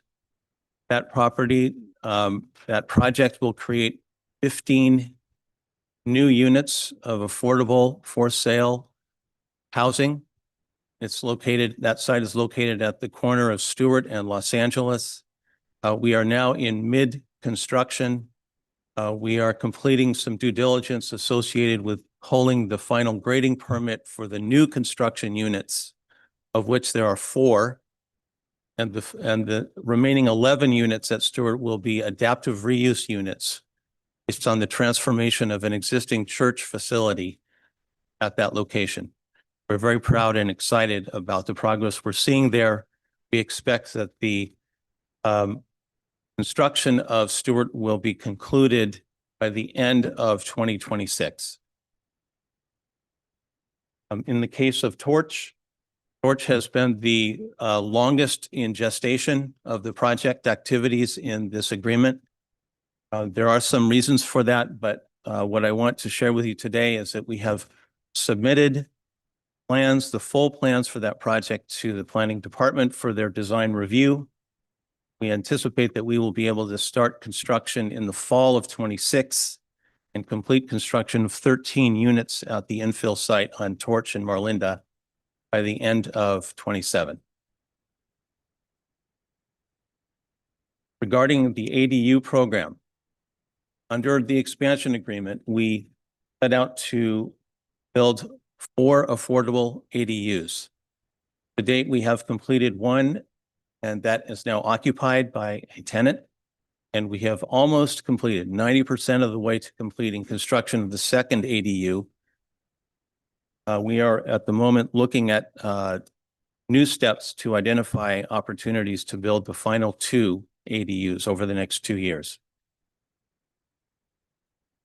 On critical home repairs, we got busy very quickly on home repairs because this is the aspect of the work of Habitat focused on preservation of affordability. There are many folks in town, including fixed income seniors, who are facing heavy duty repairs to their homes. They do not have funding for that. And as you've heard us talk about before, Habitat has stepped in with funding to help complete repairs that are needed so the people living there can age in place. Our original target was 14 repairs to be done under this agreement. We were able to complete 16 in the end by the end of 25. We would like to have the opportunity to continue to do more home repairs. And this is partly because we have noticed along the way that there is quite a strong demand across the city for more repairs to be completed. On acquisition rehab, you may recall the property that we worked on. It was 2 units on Brazee Avenue. That was the very first SB9 lot split project in the city of Baldwin Park. We were able to complete the renovation of the front house and the construction of the back house. And after the lot split was signed off by the city and county, we sold both homes to low-income families. We still have some more units that we'd like to build, and we are actively seeking a new site for development of the remaining units that are a part of the fulfillment of our obligation under this agreement. Next slide, please. I've given you a lot of detail already about the properties and the projects that are listed in this presentation. Many of you may remember from previous presentations what these projects are. So we'll just go through these quickly. Here's a slide that shows a view of what Torch conceptually will look like at the end of construction of 13 units at Torch and Marlinda. Next slide, please. Here's a slide about Stewart. As we mentioned earlier, 15 units. Expected completion of construction is in December of 2026, after which the units will be sold to low-income families. Next slide. Okay, this is a conceptual site plan. You will see units that are carved out of the existing church facilities at this property. On the left and new construction units that are shown on the right facing Los Angeles Street. Next slide, please. These are pictures of construction in progress at Stewart currently. Next slide. On ADUs, you can see shots of the ADU at Nubia at completion, and the ADU located on Holly was very close to being completed. These are affordable ADUs, so they're a niche within the city among the whole collection of ADUs that are built here. Next slide, please. On critical home repairs, you can see the number of homes assisted. I want to draw your attention to the fact that the mean age of the homeowners is 68 years.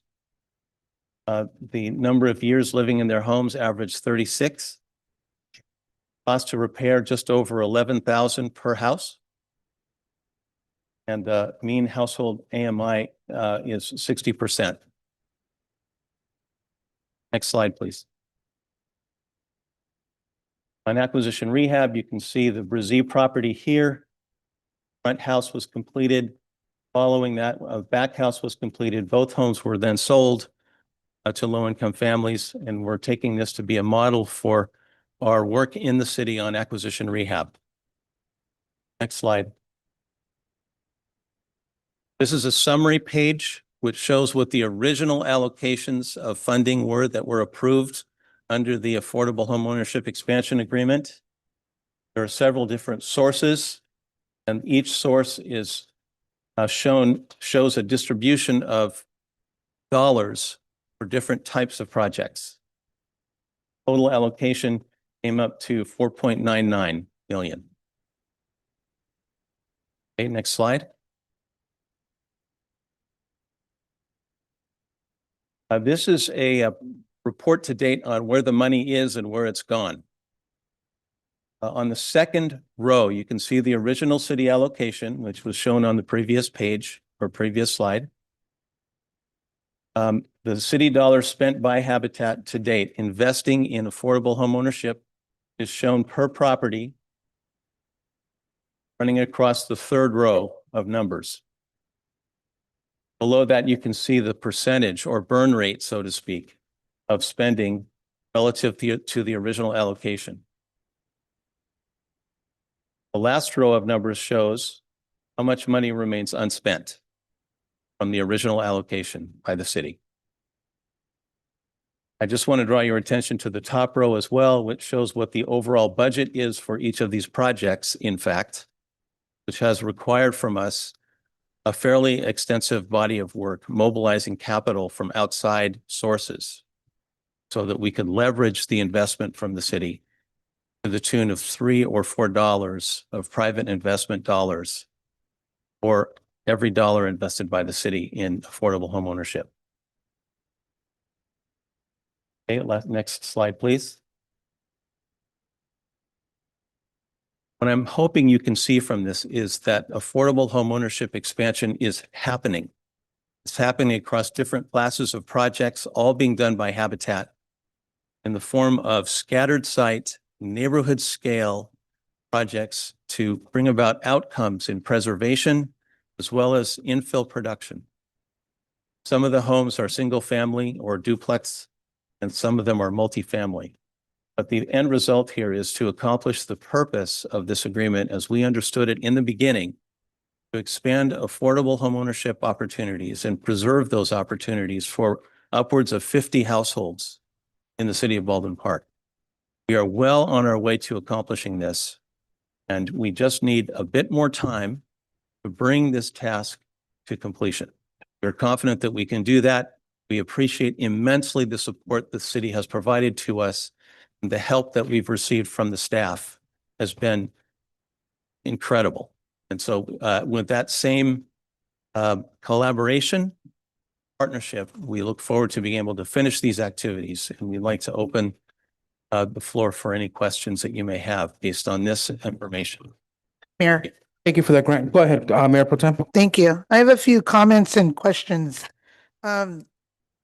within our staff report, Okina, within our staff report, it notes that the tentative completion for their torch project will be December of 27. It actually lists that for Torch and Stewart. Yes, that's what they're requesting, to extend the timeline. Okay, so Grant, Please. you noted here in your presentation that you're telling us that Stewart will be completed by December of 26, correct? That is correct. Okay, so you're giving me your word it's going to be done December of 26. We're working absolutely for that to happen. Okay, so Kina, so in our staff report where it says December of 27 for Stewart, I guess it should say 26 because that's what Grant's telling us. Just a typo, I guess. I'm just saying because he's telling me right here in We will- in we front will of all keep of you it. updated on our progress, but we fully expect this to happen. Our lenders have also set a deadline for us. So that's our goal. Good. I hope so. So on Torch Street, you commented during your presentation that there's several reasons why Torch has not commenced or started and all of that. Can you tell us briefly what those reasons are? Briefly, there are sources of delay coming from us and from the city at different times. When we started out on this project, we came up with an initial design and we submitted it to the city. That was in 2022. Right. City was reviewing that, and then at the same time, we were looking more closely at the true cost to us of developing that project based on the design that we had submitted. And we came to a conclusion that it was not financially workable. As a result of that, we asked the city to push pause on this project and give us a chance to redesign and resubmit. Okay. And in your presentation, you gave us a conceptual site plan of Stewart with like a floor plan. And then you referred to your page 2 of your presentation where you have new construction of Torch, and it's just like a mock-up street view. And you commented this is your conceptual. Do you have a floor plan of Torch like you do of Stewart? We do. We have the drawing. Was there a reason it wasn't included in your presentation? Yes, we have a site plan and we have floor plans that are not artistically colored in yet. We did not bring that to the slides. Okay, because I think that would have given a better visual. I mean, I know most of us have been up here for, numerous presentations by you, but some of us have returned after a little vacation. So, I mean, it would be beneficial that they would have had an opportunity to see those as well. Councilmember Lozano, I think for him to have seen the conceptual site plan of Torch would have been beneficial. And then you noted for your critical home repairs, you said that you've completed 16 of critical home repairs, and I do appreciate you saying that the average age, I believe, is 68 of some sort of the individuals. And your examples of the typical repairs are listed here. Would you say that some of these homes, these 16 homes, these repairs are one of these examples, two, maybe numerous at these homes? So for example, replace broken fences, doors, windows, landscaping. Are these critical repairs just one per home, or are they numerous? Do you have that kind of idea? It depends. Each property has unique needs and conditions. And we've had to address them one by one, and some of them do require more than just one intervention in order to bring them up to code or to quality of life. So would you say that, can you honestly say that most of these 16 properties that you said you've completed with critical home repairs have had at least more than 2 issues? What's your estimate on the number of repairs? Yeah, so the focus is safety, accessibility, and deferred maintenance. And so we did see kind of a skew up on roof repair requests, but we always go in and replace like smoke detectors and carbon monoxide detectors. So that would be one. Grab bars and handrails are a big ask as well. And then if we do a third is probably like interior painting, exterior painting or kind of like siding, so kind of like water barrier issues. So I'd say, yeah, on average, it's probably 2 or 3 interventions, but we can give you a better. Okay, per home? Yeah. Okay, okay.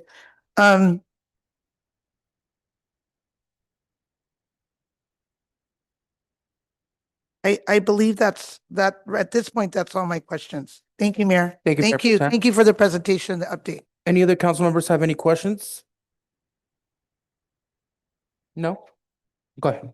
Thank you. Thank you, Mayor. Well, first of all, thank you for the presentation. It's very detailed on where you're at with the projects. Thank you, Melinda, for being here. Until we're done, right? Thank you. You know, these projects through Habitat have been amazing to a lot of people that in reality would not be able to afford to purchase a home. And there is a process, and there is a process on your end and on our end in order for projects to flow smoothly. So first, thank you for the presentation and the update. I absolutely look forward to getting these complete, but I'm also upset because he was invited to renovate a home and I wasn't.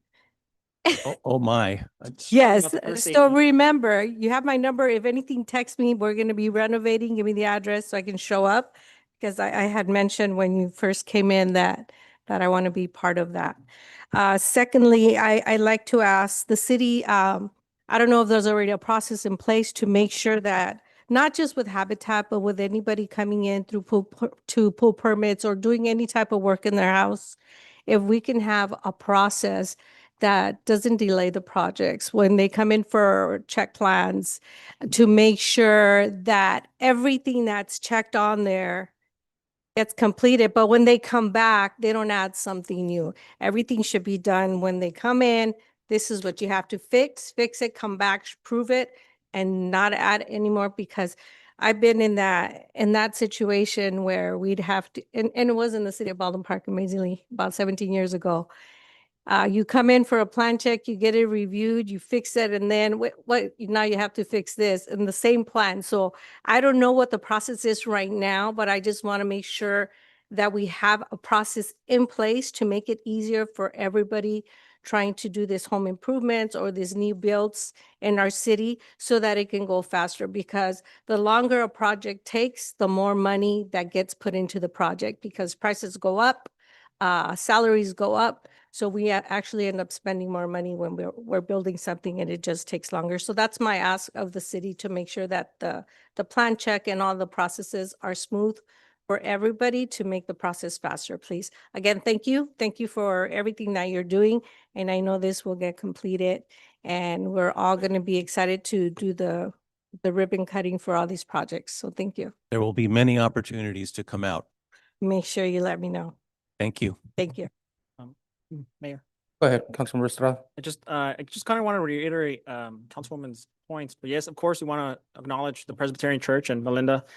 You know, out of all the churches that have gone for sale in the city of Baldwin Park, this is literally the only church that has done something that aligns with church values, right? And you know, and I know that, and to that point, I know, you know, speaking about churches, I know that yes, you know, we want to see these come to completion, and I know that we're behind schedule for sure. And I think we're all in agreement to that, but we're also, you know, I can also attest that, you know, Habitat is doing the work. And when it comes to property and acquisition and trying to negotiate, it gets difficult. I know I bombard you with listings that can hopefully help you meet these, but also making sure that the numbers are working, right? And one of those was a church that just wasn't budgeting. So, you know, it's a very complex project, and, you know, we're not completing as fast as we'd like to. And, you know, it's the reality of the market and just trying to hit all these things. But I do want to reiterate those things where we want to make sure that, you know, if somebody submits a plan, the one and done, right? Not here's a correction and they resubmit it and you're like, oh, wait, you forgot this one. And then we had another one, then we had another one. You know, not just for Habitat, but in general, because that's, you know, I think that's a big selling point for developers and people that are trying to build housing. Anybody really that's trying to invest in the city. So I just wanted to really make sure that we're working together, that we're keeping each other updated. I know council wants to be a little bit more updated about the projects and how we're, what's, you know, there's a holdup or if there's not a holdup. I think that line of communication can really facilitate knowing people, you know, then that way nobody's gonna, you know, play psychic and try to figure out what's going on with these projects. We hear you. You know, it's a, I mean, this is a first of its kind, right? This is the first program that Baldwin Park has had like this. I want to make sure that it's successful. You know, we've had some very big wins from the lot split to the church. You know, and there's a lot of opportunity to continue having many firsts in housing development in the city of Baldwin Park. So, and I mean, we've heard a lot of these people just talking about the school district and the line of students. I mean, that's the most obvious sign that we need to do something to bring in families and to make sure that families can not only come in, but that they can stay here. Right. So this is a big all around thing. So I wanted to highlight that and make sure while we're figuring out how we're working together, that we're all just in sync and that there's no, you know, just no noise in between. Thank you, Mayor. And really quick, doesn't have to do so much with the construction part of it, but with the availability of it. So once these homes are available, how soon our residents will be notified to apply to be able to acquire these properties, because we do want our residents, of course, to have first dibs. So make sure that we have that information up and ready for them once we're ready to sell them. Yes, we will work with city staff. We'll probably start marketing the Steward opportunity this summer. People have time to apply. Okay, perfect. Thank you. The city attorney wanted to ask a question as well. Yeah, I was just interested on the ADU option there because that would seem to involve individuals with privately owned property, and I guess they're agreeing to let an ADU be built in the backyard and you're paying the construction costs. Is that correct? Yeah, so the ADU program, so you have to qualify as a low-income homeowner. We would build an ADU on your property to rent out to a low-income renter. So it's affordable homeownership on The owner has to side. qualify as low income. Correct. Then you build the unit and then it has a covenant on it for 55 years to be affordable, or? 5 years. I have to look up what it is, but it is a covenant to remain affordable. Yes. And then they're able to collect that rent, but it's an affordable rent. Correct. Yeah. So there's a cap on the rent that you could Okay. charge. And then the money for the city goes back to the city as well. I was just thinking, because you're still looking for 2 more sites, and it seems like it would be good for the community to Yeah. know it would be a good opportunity to get some income for a low income person. Yeah. And those ADUs, we make sure they don't become Airbnbs, right? Yes. So it's a no under 30 day. Because you know some people do that. Yeah. In different cities, they've built those ADUs and now it's Airbnb all of a sudden. So Covenant. just make sure that doesn't happen. Anyone else have any questions? Yeah, thank you very much, Mayor. At this point, I just want to say that I personally, myself, and I'm disappointed.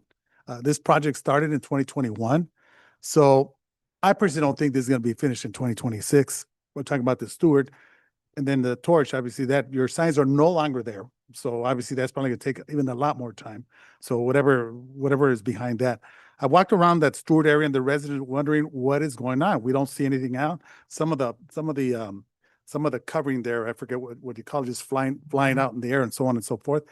You had 3 major projects in the city of Baldwin Park that were started after this project came in and they're completed. I know there's a process and I understand that, but I really personally, myself, feel that you're neglecting the city. And I don't like the fact that the city should be treated in a third or fourth place. And that's the way I personally feel. And I'm speaking for myself. When you go around Steward, ask those residents what they feel about the project. When is it going to finish? When is it going to be completed? I mean, again, I feel that you personally are giving us a runaround. I mean, I believe you've been fronted the money. Am I correct? You've been fronted the money for the project? Yes, to a large Okay. extent.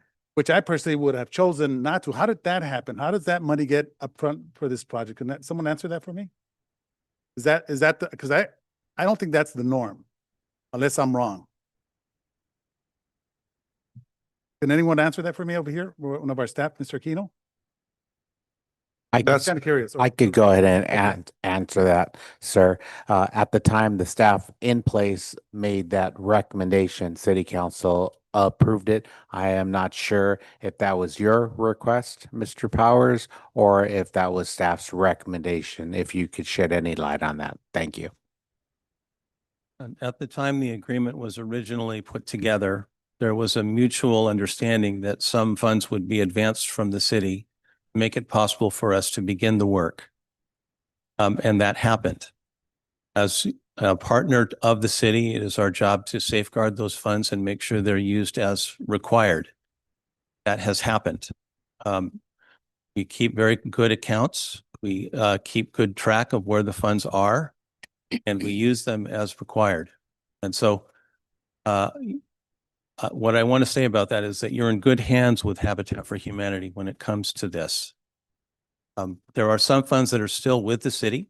That's a different subject, but we hope that we can still work with the city in a way that will provide a means of access to those funds so that we can complete the task on schedule. Well, are they collecting interest? I'd imagine, right? Interest-bearing accounts? Yeah, the actual money that was loaned to you. So they're actually there's interest that's being paid on that money. Those funds are in a zero interest checking account. Okay. All right. But let me just again, I'm speaking for myself. It is frustrating that I go by there, when I pass by there, and it just is, there's no progress in that project. And if you ask the residents, they'll let you know. We don't know what's going on here. I mean, the Mayor Peck, what is her name from the church? Miss Melinda. Yeah. And I've attended the church when the church was active years ago, when Mr. Nixon and his family and everyone used to go there. I just want to say that you're probably back here next year and the year thereafter. And I hate to say that, but the reality is that you're going to have to somehow prioritize this project. Because I personally don't think Baldwin Park is your priority. I think if you were in a more affluent community, I think we'd probably see faster change. And I just want to say that I look forward to the projects, but it's just frustrating for me. It honestly is, because we're back here from the last time, and now this project is going to take another year at the end of 2026. When you say the Stewart's going to be finished, now we're moving the other torch to 2027. I just want to air my concern, but at the same time, I wish you the best in moving the project forward, but just keep us informed. Let us know what's happening, because sometimes I pass by during the week. I don't see anyone working there. So I'm assuming what's happening here. Maybe the priority is elsewhere. It's not Baldwin Park. And It's your again, chance to volunteer.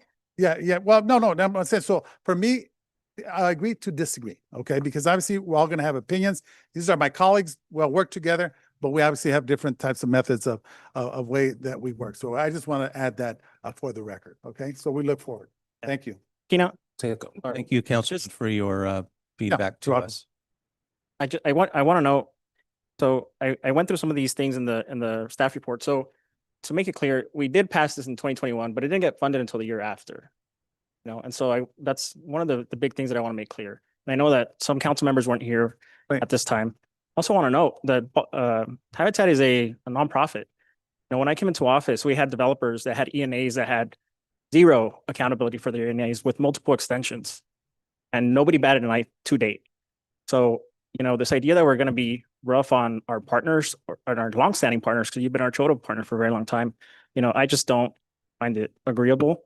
And, we can agree to disagree on that, but, Absolutely. I want to make sure that that's noted. Absolutely. I agree with you. All right, let me have a shot at this.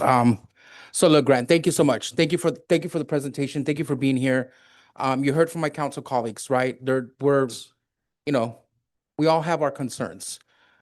Listen, I know the work that you guys do. You guys do an amazing job. No doubt about that. I have no fear that you're going to run off with your money, because trust me, I will chase you down. But I'm not going to sit here and lie that we're not concerned. We started working on this in 2021. In 2022, you guys announced that you would start construction of the Torch project later that year. We are now in 2026 and there's crickets. And I understand there's delays. I understand all of this, but a couple of questions for you. So according to your slide on the Torch Street, you have here to be dated to be restarted January 12th, 2026. Is that a typo? Because we're in January 21st. January 26th was the date of resubmittal of the 2.0 design for Torch. Okay. And so on that same slide, you have a rendering there, which looks like the rendering, if I'm not mistaken, that you showed us of what these homes would look like originally. So is this still the same rendering of what these homes are going to look like, or are we going to expect a whole new design? My best recollection on this is that the conceptual view that we're showing you tonight came from David Goodale, who's our most recent architect, and not from the original. Okay, so, I mean, obviously, if you resubmitted a new design, we just want to make sure that if this is not it, that it comes back to the city council for review so that we can see now what we're expecting there. And another thing I will reiterate, and I'm going to be honest with you, my biggest concern right now is the Torch project. I'm glad to see that the Stewart project is finally, getting worked on. I really have no big concerns on the home critical repair program or the ADU. I think right now, for me personally, my biggest concern is the Torch project. You have it here that you're expecting completion of this on December 31st of 2027? Yes. Okay. I just want to let you know that personally, I will hold you accountable for this date. Only because, and trust me, I don't mean this in any way, shape, or form, in a threatening manner or in a, disrespectful manner. I am just letting you know that I don't want to see these homes for our residents built in 2030. When we brought this to the council in 2021, I knew this would be a great project for our residents. I know many of our residents want that home affordability, option, and this is one of them. But I will tell you that if you have to come back to the city council for another extension and we're past this December 31st, 2027 deadline, we may be having a different type of conversation. So I just really want you to go back, with your team. Look, if we need to work together with our city so that we can make sure that whatever plans are in review are not taking long, if we can expedite whatever we can, Okina, let's do that, because I think this is a major priority for the entire city council so that we can get these homes built and constructed so that our residents can start moving in there. Hopefully, 100% of those people are from Baldwin Park. But that's my biggest concern, Grant. So if you can commit to us here that for the Torch project, you will have it delivered by December 31st, 2027, I'm all good for that. But if it's not, I would really appreciate you letting us know now so that we can maybe start exploring different options. Sure. That's very much appreciated. We understand that it's taken a while. We are committed to following through, as we are stating this evening. And if what we'd like to do is provide perhaps more frequent updates so you can see the progress in mid-course. And hopefully that will provide some reassurance and clarification of where we are on the way. Okay, I think that's a plan. I think that it would be good for you to come and give us, I don't want to say quarterly updates, but maybe give us a June update, in June, Sure. 6 months from now. Give us an update, let us know where you're at, so that this way, if there's any, hurdles that we have to go through, we can figure out with our city staff, what are we going to do to get through these hurdles? So if, you can come back to us, because I was personally a little disappointed that I had to request an update to know, hey, what's going on here? Where are we at? I don't see any movement. So I would appreciate it if maybe in June of this year, you come to us with an update. And it doesn't have to be a big, huge presentation, a very brief update, just letting us know this is where we're at. We're on schedule, or you know what? We may be backed up, 2-3 months. And trust me, if by December 31st, 2027, this isn't completely built, but I see that you're needing another month or 2 months, hey, I'm all for that, because I know that there's delays in construction, but I just don't want to have this same type of conversation or presentation 1 or 2 years later. That's just my biggest concern. Okay? Okay, very good. Thank Does you. anyone else have any, Okina? Yes, I want to touch base on a few questions that the council asked, and I wanted to provide some clarification. I'll start off with Councilmember Ayala with regards to the Stewart project, what's identified as the update for the Stewart project in the staff report. This specific date was identified based on the requests of Habitat for Humanity, requesting for the extension of December 31st, 2027. And that report was done, written, finalized. And we came to learn, working with our finance team, with our housing team, working with Habitat, that there are restricted funds and deadlines that's mandated by the funding source. And as a result of that, Mr. Powell was able to change the PowerPoint presentation, because that deadline or that request for extension for this specific project cannot move beyond the December 31st, 2026. So I wanted to provide that clarity because that was written initially finalized and then the modification was done. In fact, Mr. Power and I was working on the revised exhibit to correct some of these numbers and information. With regards to Councilmember Avila, with regards to the plan check process, I believe we have a great team right now. So one of the major streamlining process, we have been collaborating interdepartmentally. So between planning, building and safety, public works, and our finance team. So when plans are submitted, we review the plans in conjunction. Each of the department were given a time to review and provide all the lists of comments and corrections all at once back to the applicant.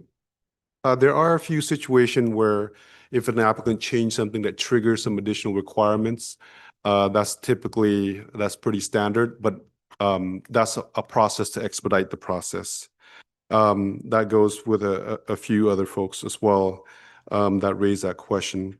And then, of course, the funding source, with regards to the funding, yes, that's not typical standard practice. The standard practice, you award the contract, you pay as you go, you provide the proof that we typically don't front the money. You finish the project, request for reimbursement throughout the process, whether it's monthly, quarterly, or annually. So whatever happened in the past that's unique is not going to move forward with the same process. That's to ensure safety and security, as well as those potential funding source can be sitting in our account accruing interest.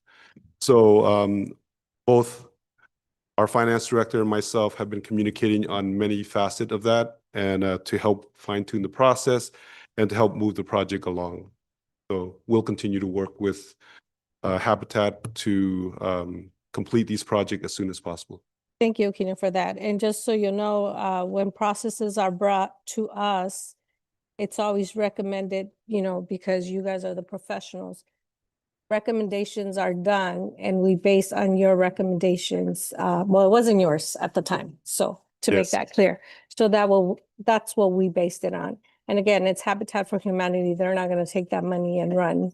Right. So we know they're reliable. We know, yes, the project is behind, but it doesn't mean it's not going to get completed with this update. I really truly believe it's going to get updated. And I never meant anything that your staff was not doing I know they're doing their job, but in the past there has been, we have a lot of new staff in your department that has happened. So I just wanted to make sure that we were streamlining and making the process faster, not just for Habitat, but for everybody coming into Plan Tech or starting any new projects so that there's no frustration anywhere. That was Yes. the only reason why I said that. Yes, this is a priority project, not just for the city, but for staff and everybody else. And I did assure Grant, Mr. Power, with regards to the requests of modification of the number of units, the time extension and so forth, that will have to come back before the city council as an official request for an extension. So we will be working forward, the next few months to bring that back. Thank you for that, Okina. Thank you so much, Grant. Appreciate you you. being here. Thank you. Give Brian our best. Tell him that he's got a deadline to complete, okay? Thank you guys so Absolutely. much. Thank you. All right, so can I get a motion to file and receive? Motion. Okay, we got a motion by Councilmember Lozano and a second by Councilmember Avila.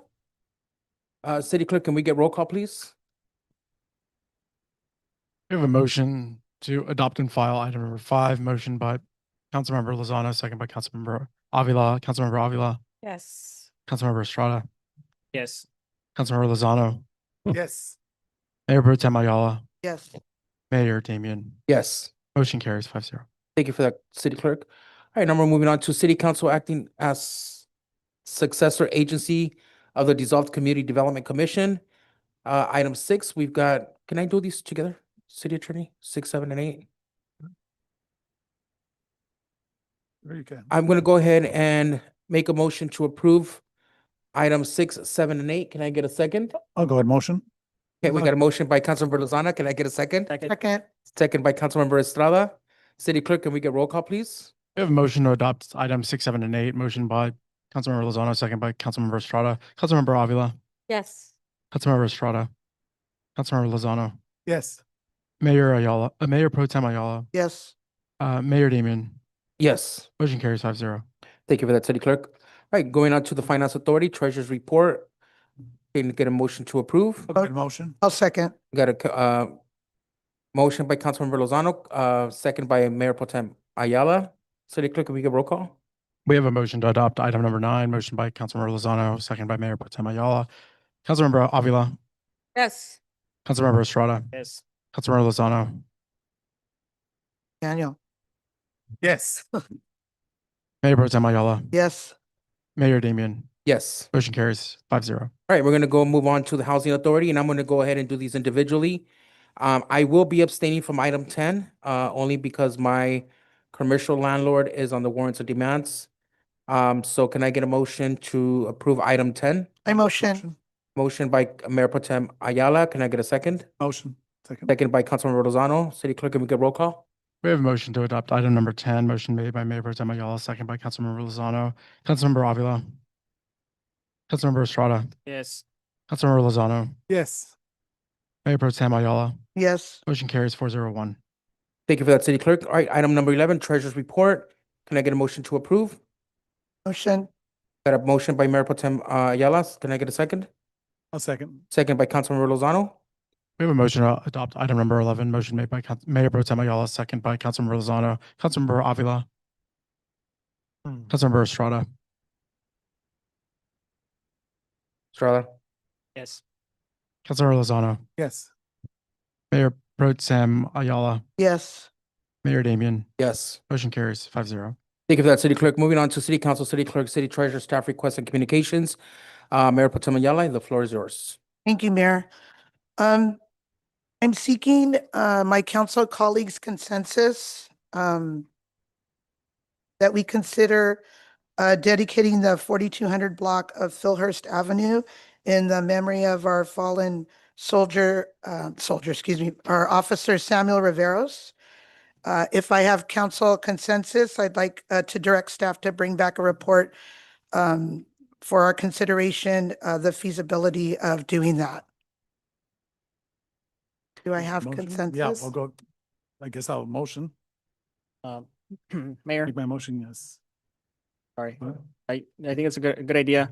I just ask in the feasibility report, if you can also give us some potential alternatives. Yes, yes, sir, Councilmember Estrada. We also have a formal request submitted by Baldwin Park Police Department. So we will also list that as an option for the city council, and they'll be able to decide. Our goal would be the next city council meeting. So you bring them concurrently? Yes, sir. Thank you. That's supposed to. Thank you. Yeah. All right, I know that nobody else has anything on here, but any of you have any council comments or requests? Yeah, real quick, I just wanna, if we could get a hold of our state senate and assembly, these exits on the freeway are dirty as heck. I mean, I just don't understand. Go to West Covina, they change automatically, so I don't know what's going on. And are you, okay, somehow, let's get them out there. If not, why don't we volunteer, go clean up ourselves, because it's just ridiculous, the amount of trash that the kids send out. Abel mentioned this evening too about behind that Jack in the Box. Take a look at those exits as you're going in and out of there, just dirty. Yes, I sir. believe it was the last minute. We asked you to contact Caltrans for the exits, remember? Yeah, So let's go ahead and do that. And then if- Contact. At the staff level. We said at the staff level first, and then if they didn't respond, it would escalate to the Senate. We had that discussion. Yes, we reached out to our state assembly and state senator, and their staff coordinated Caltrans to show up and clean up a few of them. But unfortunately, as soon as they get cleaned up, Mhm. they get dirty So again. another thing that we can do is maybe, I don't know if we have that, I don't remember what it's called when we have that 1 day cleanup. Maybe we can start doing, one every quarter and see if we can get volunteers from the community We can't go to into come out. this area. I mean, Yeah, just different areas of, absolutely. I mean, look, I know our residents, I've talked to a few, but some of them, they just don't even want to pick up the phone to call for Brookie items. And, I know. I think it's our individually responsibilities to make sure that we don't not only keep our own homes clean, but let's keep our streets clean because this is the city that we live in and we want to have, pride in the city that we live in. So definitely let's try to address those issues where we see that it's looking run down. Any other council members have anything to add? Mayor, Yes, go ahead. all right, I just wanted, there's a grant from the California Department of State of Public Health, and it's for potential local training and education program for prevention of domestic violence. I think this would be a good idea to partner on with our school district and potentially a nonprofit. So just hoping that we can get a consensus to look into it. Yeah, and is that a good one to bring maybe to the collaborative committee? That's what I would think. Yeah, so I think Manny, we can add that to the collaborative committee agenda. And then speaking of that, see when we're gonna be able to have our first meeting of the year because it's been a while since we met. Yes, sir. Okay, perfect. Thank you for that, Manny. Councilman Ravila, do you have any? Yes, I wanted to ask Daniel if you can follow up with the Baldwin Park School District, the area of Francisquito and Dianza where we fixed all the sidewalks and the greenery. I believe it was a verbal agreement. I don't know exactly how that agreement came about, that we would beautify the area, but the district would actually be in charge of keeping up the area because it's right in front of the schools. Because I was just walking through Francisquito and then I took a drive towards Dianza, the ones that are completed. There's a lot of weeds, a lot of trash that's not being cleaned up. And I believe the district is supposed to keep that area up as well as making sure that it gets watered. So maybe if we can have a joint meeting with them to make sure that process is in place, because the city put a lot of money and work into those areas. And for it not to be kept up, it would just be a waste of money because it's going to end up dry and ugly. So we can talk to the school district and make sure we're all on the same page, because we're going to continue doing that in front of all the schools to make sure they're all nice and clean and they have greenery around them. Also, Rose, if you can give us an update on the payment of Rome on the balance that they have next meeting. You can tell us where we're at. When was the last time they made a payment, and what the balance is, please? Yes, I will do that. Thank you. Thank you. All right, Mayor, so adding to that, I mean, I don't know if it's a closed session item or not, but can we figure out what the plan forward is? I think they've had that money for over 10 years. I think it's 12 million. And they haven't really been even responsive. We've been asking for this report since 2022. We stopped the last DNA because they weren't being responsive to that either. So I think at this point, we have to figure out what's going to happen with that money, because that is a lot of money. And The thing is, I kind of remember 50 years, something like that. And if they don't make payments, can we put a lien on their property? Just checking. Yes, they've been Thank you. making payment. I've been try to meet with them, and I try many times. Finally, we had a meeting with them. I will provide the update information. And I appreciate the meetings. We just need to see the cash flowing in more regularly. When did you have this meeting, Rose? Little bit before Christmas. Unfortunately, they are saying we request for the audit report too. Unfortunately, the payment seems going lower and lower. And that's exactly it.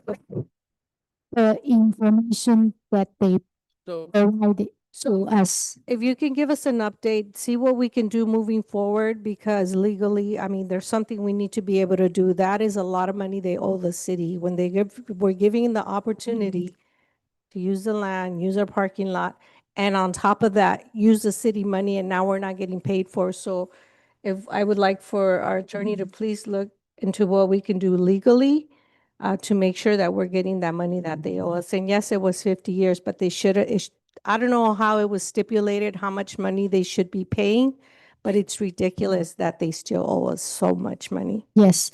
Only because it's not For the financial reports. Just an update, Rose, please. It's not agendized.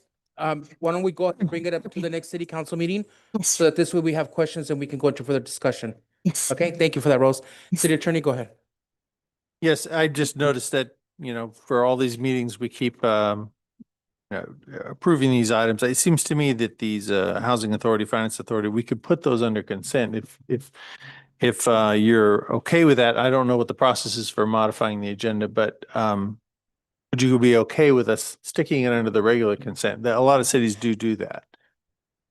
And then it would all be one vote to approve those particular items. Yeah, let's discuss with our boss lady over there, city clerk. And then if it's okay, yeah, sure, I'm okay with it on consent. Are you guys okay with it being on consent? Yes. Yeah, Okay, so so we'll everybody's okay look with that? into it and then bring back whatever needs to be brought. Okay, perfect. All right. So I only have one thing. I just want to say, first of all, Daniel, thank you and staff for the 2 meetings that you had for the dial ride at the senior center. I think it was last week and the week before. I'm losing track of what date I'm in anymore. However, I'm still getting complaints. I just got one on my way here from one that was supposed to be picked up for a doctor's appointment at 3:30 p.m. and they didn't pick her up till 4 something. And she literally called me when she was on the bus and they told her that they apologized. It was a system issue, they had problems with the system. So I'm still constantly getting these complaints.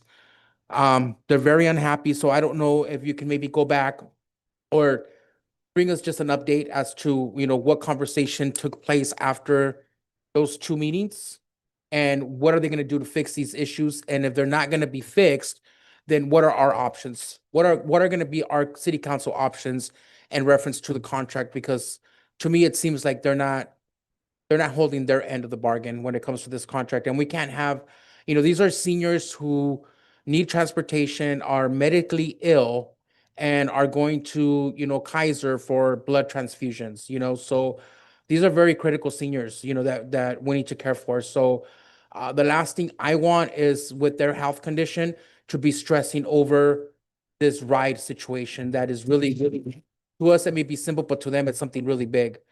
So if you can just, bring us an update at the next council meeting or send us an email, whatever is easier, just so that we know if this is not going to work out, then what are our options moving forward? This is not the new company, it's old. It is. It is the new company. Yes. Yeah. Yes, a lot of issues. So if I may, yes, we've had multiple meetings. We've had, we have weekly meetings with them, with Transdev and Rideco, who's developing the app. So, they had new dispatchers that didn't know, the policies. There's, I don't know, a dozen or so locations outside of the city limits that we serve. The dispatchers weren't aware of that. So there's been a little bit of a learning curve, and we have, they have new dispatchers and new staff that are not as familiar with Baldwin Park as STI was after 31 years, which is expected. There's been a lot of hiccups, more than we anticipated. But we're definitely, I think we've seen a lot less complaints, but yes, we still have a ways to go. And yeah, I'll send an email with what we've done and the progress that we've made and lingering concerns that we're seeing. Perfect. And while I have your attention, real quickly, so our CDBG sidewalk project started yesterday. I saw that. So Thank you. they started about a month early, than what was listed in the contract. So that's some good news.